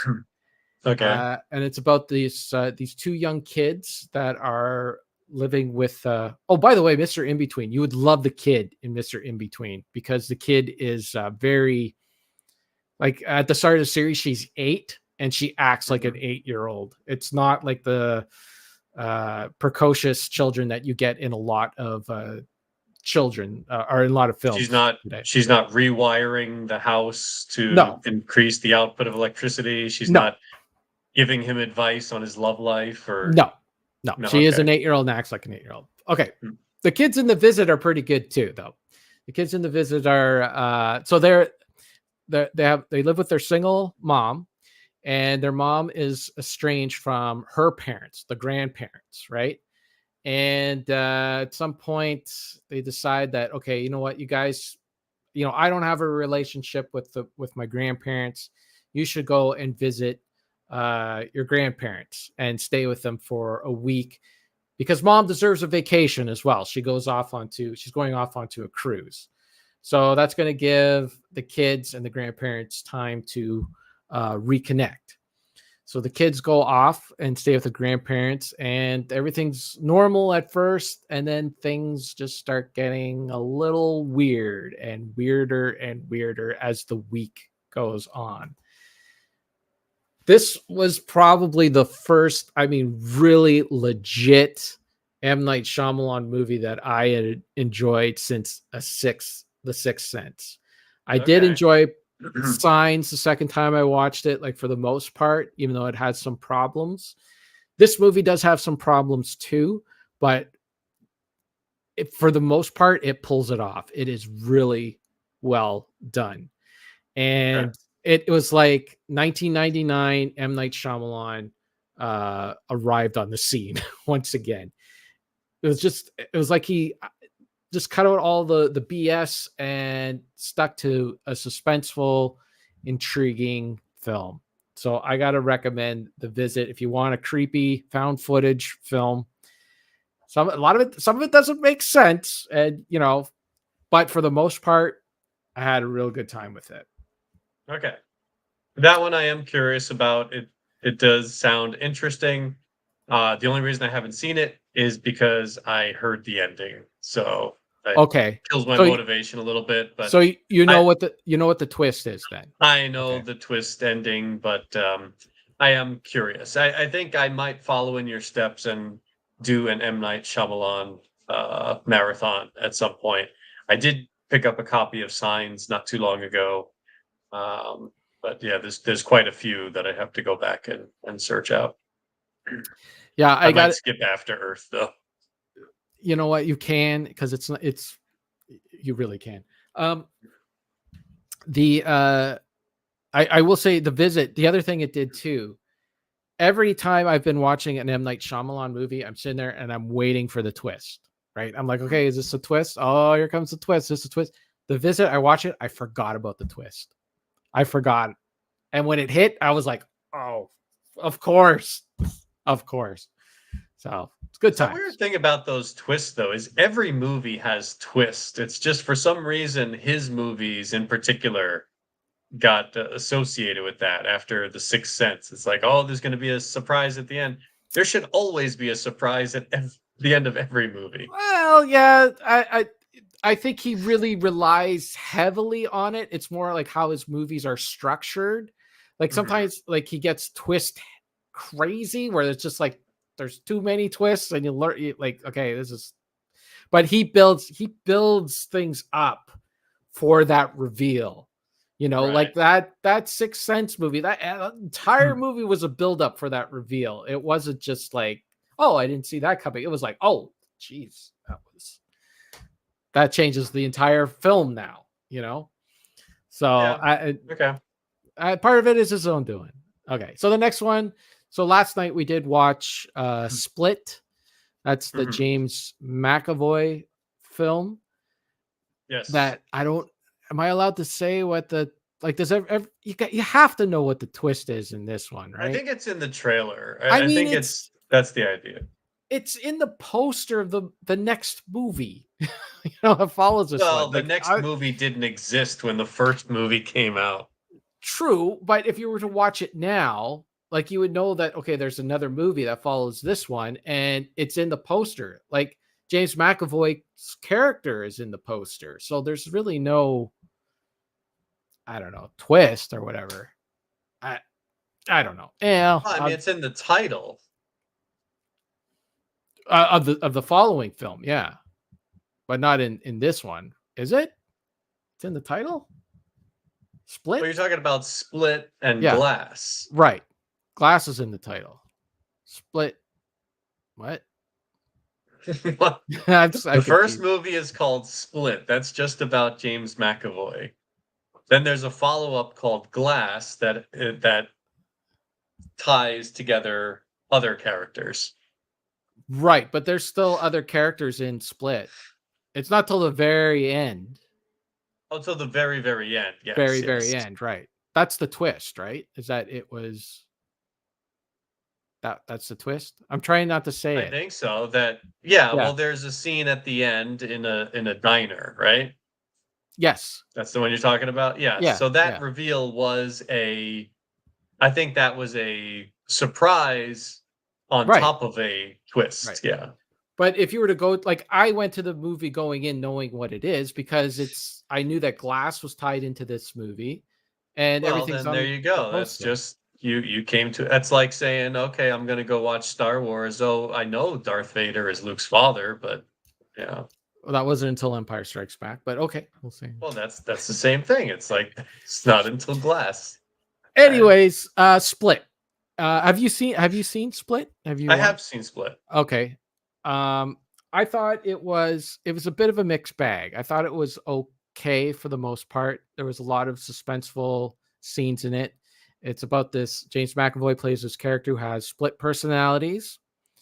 and one of his personalities goes and kidnaps these 3 young women, some 17-ish, 18-ish, and puts them into some sort of strange basement that he has devised up, and he's going to do something nasty for him because all the personalities there, he has 23 personalities, and the 24th personality is about to come out, the beast. And when he comes out as the beast, he needs something to feed on, and he's going to feed on these girls. He disguises this with other personalities when he goes and visits his sort of therapist or person who's helping him out. Like, he'll call out for help at one point on emails, and he'll go and see her, and everything will be fine, and all this stuff. So my problems with the movie were that it does get a little, like, the movie asked me to suspend disbelief a little too much. I'll give the movie a little bit of leeway with the wall climbing stuff and that, because I think that what he was trying to do is make a super villain, like a comic booky super villain origin story. So I'm guessing that's kind of a little bit of, I don't know, supernatural pseudo science kind of thing vibe that was going on there or something. But like those girls, so he's got them in this room, and there's like a bathroom off to the side. And as Sarah and I are watching it, we're coming up with ways that these girls could attack him. Like Sarah's like, yeah, like I said, like he had like a vase in a flower, in a flower in a vase in the bathroom, right off to the side. And I'm like, they could take that, crack it on the sink, and make that into a weapon. And then Sarah's like, they could crack the mirror, make those into weapons. They got high-heeled shoes. They could make those into weapons. And there's 3 of them, and there's only one of him. Now, they do say in the movie, while he's really, tough, he's strong, and he could throw them around very easily, but still there's 3 of them. And at one point in the movie, they kind of figure out that the room that they're in is kind of like newly renovated because there's all this new drywall, and they start hammering through the ceiling because there's a vent up there. And one of the girls actually takes her shoes off, and her high heel shoes, and starts like chipping away at the drywall to get to the vent to get out of there. And I'm like, why did she take that high heel and go for his eyes? Like next time he comes into the room, just start like wailing on him or something. It just seemed like there were options that they could have explored, or like if he, I don't know. It just seemed like that could happen. Then when the older lady comes over to really investigate what he is up to, because she knows that he is hiding something with his different personalities. Like, she doesn't have a cell phone. She doesn't bring backup. She doesn't she knows that there's something wrong. And I know that like she felt like she could control him a little bit, because if she says like his real name, his real personality comes out. But, I just have some sort of backup plan. She seemed like she would be a little smarter than that. So I don't know. Those kind of things were kind of taking me out of enjoying the movie, even though there was lots of it that I did enjoy. I thought James McAvoy was incredible.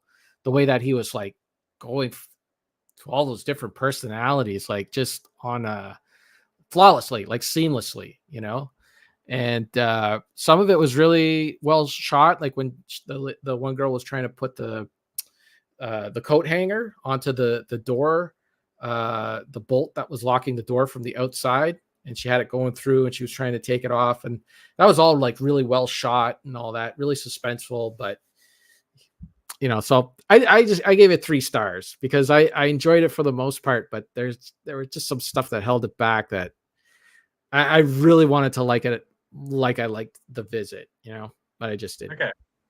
It's been a while since I've seen it, and I do kind of want to revisit it. A lot of what you're saying I don't remember, so I guess I do have to go back to it. What I remember most from that is one of the girls had some issues when she was younger. Yeah. And that kind of comes into play in the end, in that the abuse she suffered when she was younger kind of helped her survive, if I'm remembering right. Sort There's some, it's like some, because she had this terrible thing happen to her when she was younger, it kind of helped her, but then even at the end, doesn't she get a little bad news or something like that? I'm having trouble remembering. It's been a while. So yeah, she is. I don't know if it's really a spoiler or anything, but she is traumatized. She has had sexual abuse in her past. She has had to deal with like an overbearing person in her life in the past, and so did James McAvoy's character as well. And so her experiences kind of hold her back from helping the other two girls from getting them to escape. And that was kind of her character arc, was that she was apprehensive at the beginning. They even show her as a younger girl with the shotgun, ready to take care of the person who's abusing her as a very young girl. But then later on, she gets a hold of a shotgun and she's ready to use it, kind of thing. And that all that stuff was really kind of frustrating because I don't know. I haven't been traumatized like that on that level in my life. I have other issues. I do have issues, but not on that level. So I don't know if that would hold me back from helping. But like, you're not alone in this situation. You know, I don't know. It just didn't really seem like I just didn't buy into it. I didn't buy into it because the type of abuse was a little different as well.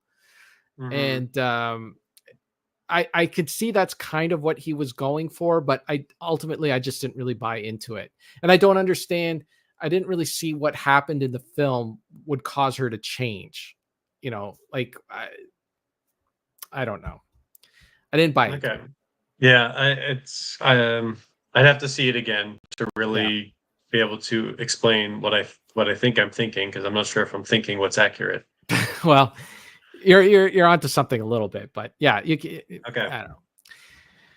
Anyways, that was that. I will agree with you. McAvoy was really impressive in that movie. He does at least, what do you see, like 4 or 5 of his different personalities, and yeah, he's a very different person, very different performance every time.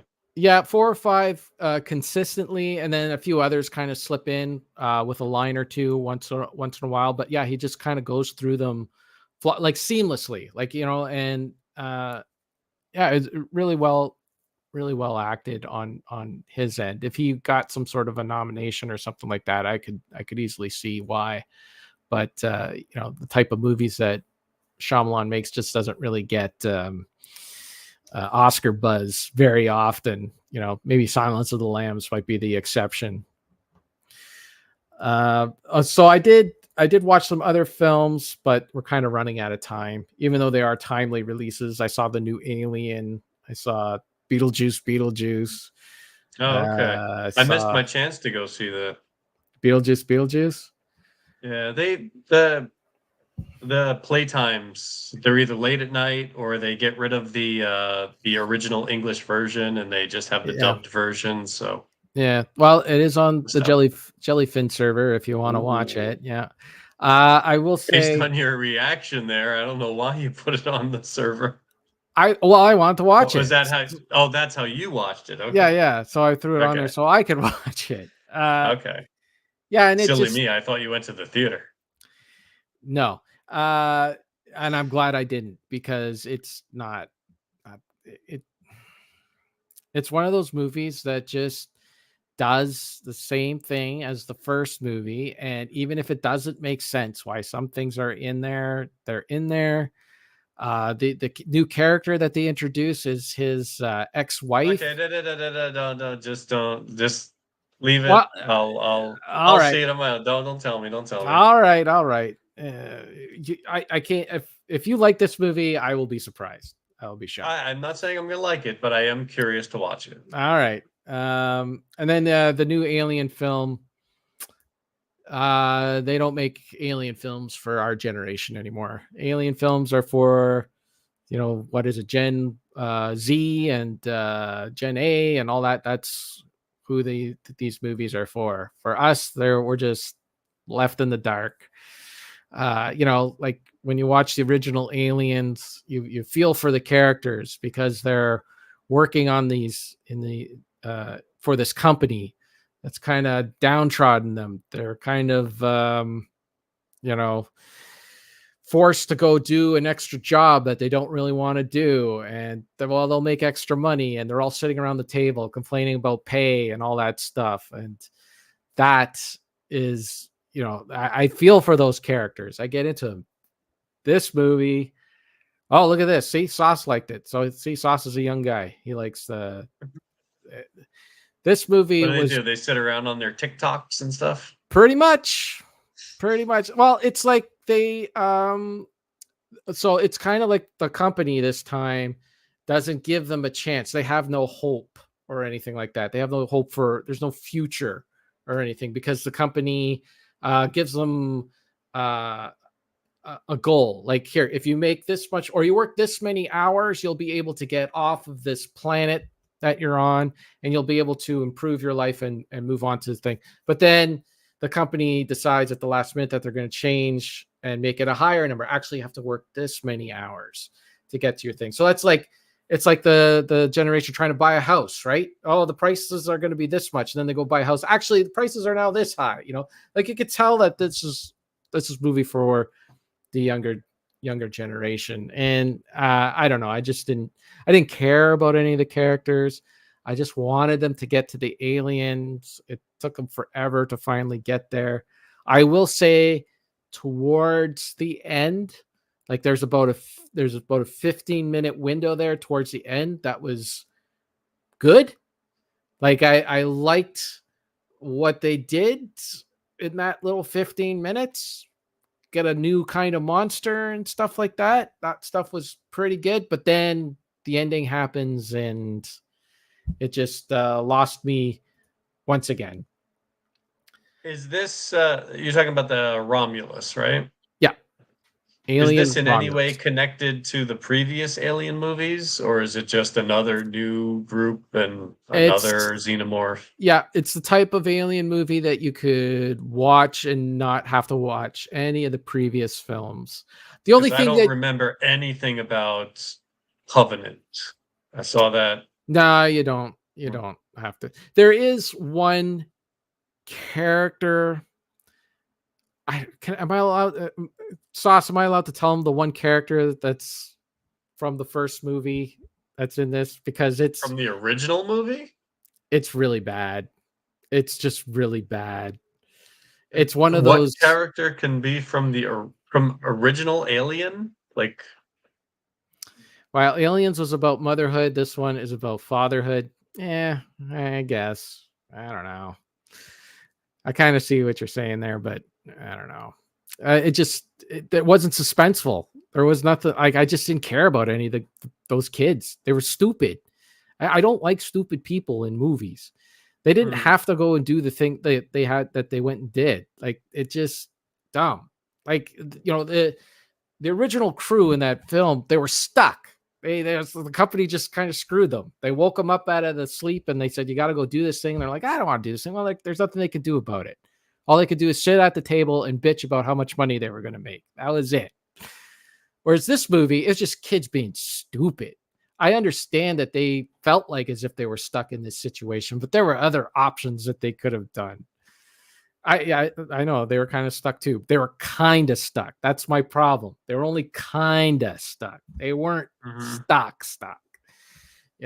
So I can't really root for them because they're just being stupid teenagers. And I'm like, I don't like stupid people in movies. And, they had so many outs and all this. I don't know. Anyways,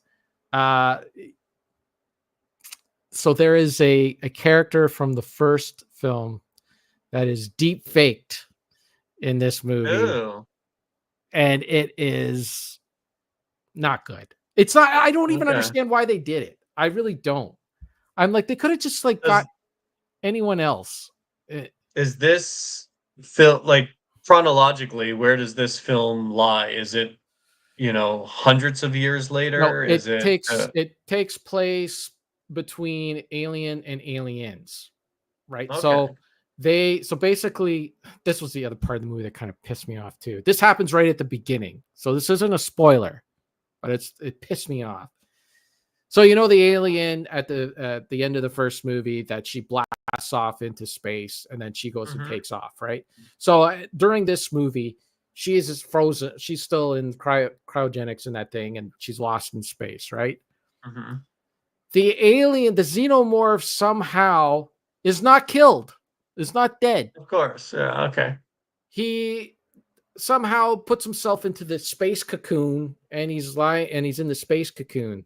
So then when the Wayland company comes over to look at the wreckage, they find the alien space cocoon. And that's how we end up with more aliens, which just pissed me off because at the end of the first film, she kills him. For what am I, 48 years on this planet? I probably saw the movie when I was 10. So for the past 38 years, Ripley kills the alien at the end of the first movie. You're not going to change that. Alien 3 wants to kill Newt. I'm fine with that. But that xenomorph is dead. God damn it. Don't cross that line. It did get blasted by the thrusters of the ship too. It's dead. It's dead. It had the thing put in it, the hook. Wasn't that thrown into it too? And it flown out into space, and it tried to hang onto the ship, and then it got burnt, and it didn't have any ability to go into a cocoon. Like, shut up, stupid alien Romulus. Well, that's what they sit around and they're like, okay, let's go over these movies and let's look for any little thing we can take out and just like spin that off into a new adventure. Just don't understand. Well, it's just bad writing. That's what it comes down to, because there are other series that do that, and I like it, like Better Call Saul or whatever, but it just comes down to how it's written and how it's done. And well, it's with all the movies that are, especially now, like the 30, 40 year later sequels and reboots and things like that, they have their little details from the original film, the little nods to the original film and references. But unless you have something else to support that film, you can't get by on just those little, see, this is connected to this. Oh, see, he was holding that and now it's here. And they said the same thing. You just got to have the content that can support an entire film. Like I said, I totally agree with you on the stupid characters. I hate when characters are stupid or do something dumb just so something else can happen, or just so the protagonist can be right and then the villain can be wrong, or why the hero is the only one that sees the completely logical solution and everyone else is just no, whatever, we don't believe that. It's just come up with a better way. So Saw says I can blame Ridley Scott. Okay, I'll blame Ridley Scott. I got no problem with that. I mean, I love a lot of stuff that he's done, but not everything he's done. And he also says this was supposed to be a made for Disney Plus movie. Well, that makes sense. But the test audience liked it. Yeah, I get it. The kids like this stuff, so that's who it's for. It's not for me. The kids haven't been living for 38 years thinking that Ridley had killed the alien at the beginning of the kids haven't even seen the first Alien movie. They're just going to a show. They don't care. Prey was the same thing for Predator. People are asking why it wasn't in theaters. I thought Prey kind of stunk too. I wasn't too impressed with that movie either. I've watched Prey. Yeah, I'm not. Have you seen Prey? I haven't seen Prey. Nah, I didn't really care for that one either. Thought it was kind of dumb, especially when he fought the snake. Predator versus a snake, a very bad CGI snake. Jean-Claude Van Damme fought a snake in Hard Target. Now that I would want to see. I did not. Yes. Have you ever seen Hard Target? I don't think so. No, I've seen. Was it Death Warrant? Is that the one I saw? I can't remember. That sounds like a JCVD film. Yeah. Hard Target has some parts that are very difficult to sit through. It's like dumb and stupid, but then there are other parts that they're so dumb and stupid that they're really entertaining. That is, yeah, Lance Henriksen's in it. Oh. And it was produced by Sam Raimi and Rob Tapert.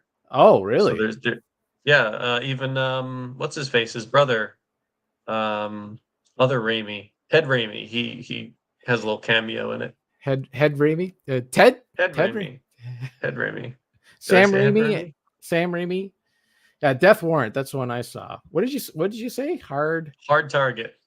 Hard Target. When did that Jean-Claude come Van out? Damme's got a mullet. It's great. Here it is. I think it's a John Woo film. Yeah, it is. Yeah. Yeah.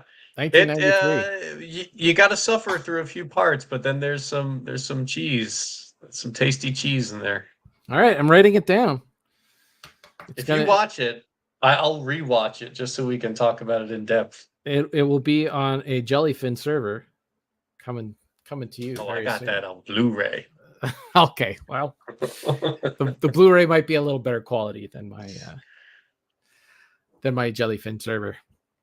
Okay, man, 2 hours. I know 8 minutes of it or so were kind of screwy, but yeah, that's enough. We talked enough. Hey, we survived. When are you going to talk about The Penguin? I haven't watched it, and I don't think I will watch. I haven't watched The Batman yet. The Penguin. I didn't like The Batman. Are they going to make all their sequels The Batman, The Penguin, The Riddler, The Catwoman? I don't know. I am the done. I am the out of here. I don't care. Just do whatever you want. All these movies are for kids now. I want to watch. This is what I have on my list. I have Leprechaun 3, possibly Leprechaun 4. It's there. Mm-hmm. It's possible. I got Return of the Living Dead. I got Land of the Dead. Oh, sorry. Yeah, part one. Okay, part 1. I'll put part 1 and 2. Land of the Dead. Who said Land of the Dead? That was Sauce. Sauce said Land of the Dead. No, Land of the Dead is not so good. And well, I'm putting it there. Let's see who's right. Sauce it's got John Leguizamo in it. Well, that's a plus. That's a plus. Okay. And I got Hard Target. That's what I look forward to. There you go. That's what I'm excited to see. And I guarantee you the Leprechaun movie is not going to be like a 2.5 hour bore fest. Oh yeah, no, I can't. Those movies can't be 90 too long, minute right? cut and run. That's good. Okay, the Batman stinks, but the Penguin show is good. Well, honestly, like when it comes to TV shows, I got to stick to my rule where I wait for a TV show to finish before I start watching it because I can't remember what the heck happens in these shows. They take so long to come up with the next season. Then I have to rewatch stuff and all that. So when it's done, when the finale's coming up in like a month, then I'll start watching it so I can time my watching with the finale. If people Sauce are still trying to repeal his Land of the Dead comment, he said he just mentioned it as another title. All right, I'm crossing it off. There you go. Leprechaun 3. Leprechaun Return 3. of the Living Dead. Yes. 1 and 2. And Grease Hard is Target. the word. Grease is for... We have Grease, and it's for Sarah to watch, not me. Well, I will gladly watch it with Sarah because that's a good time. All right. Well, you guys can go on the Discord and do like a Grease watch. Grease is the word. Have you heard? What time is it? Okay, we got to get out of here. This is enough. All right. Thank you, everybody, for watching. Sorry about the technical difficulties. It was just like power went out. It's not really a technical difficulty. It was just a difficulty. Come on. What's going on with your country? Jeez. I don't know. I don't know what happened, but they said it wasn't going to be on until 8. As soon as we got that report, the power came back on. How crazy is that? So we had Sauce in the comments and my wife Sarah in the comments and Deke was in the comments, and that was good. It was a good show. We had good times. Talked about a lot of things, and that's it. Thanks for watching. Thanks for commenting. Thanks for listening, and we'll catch you next time. Goodbye. Bye.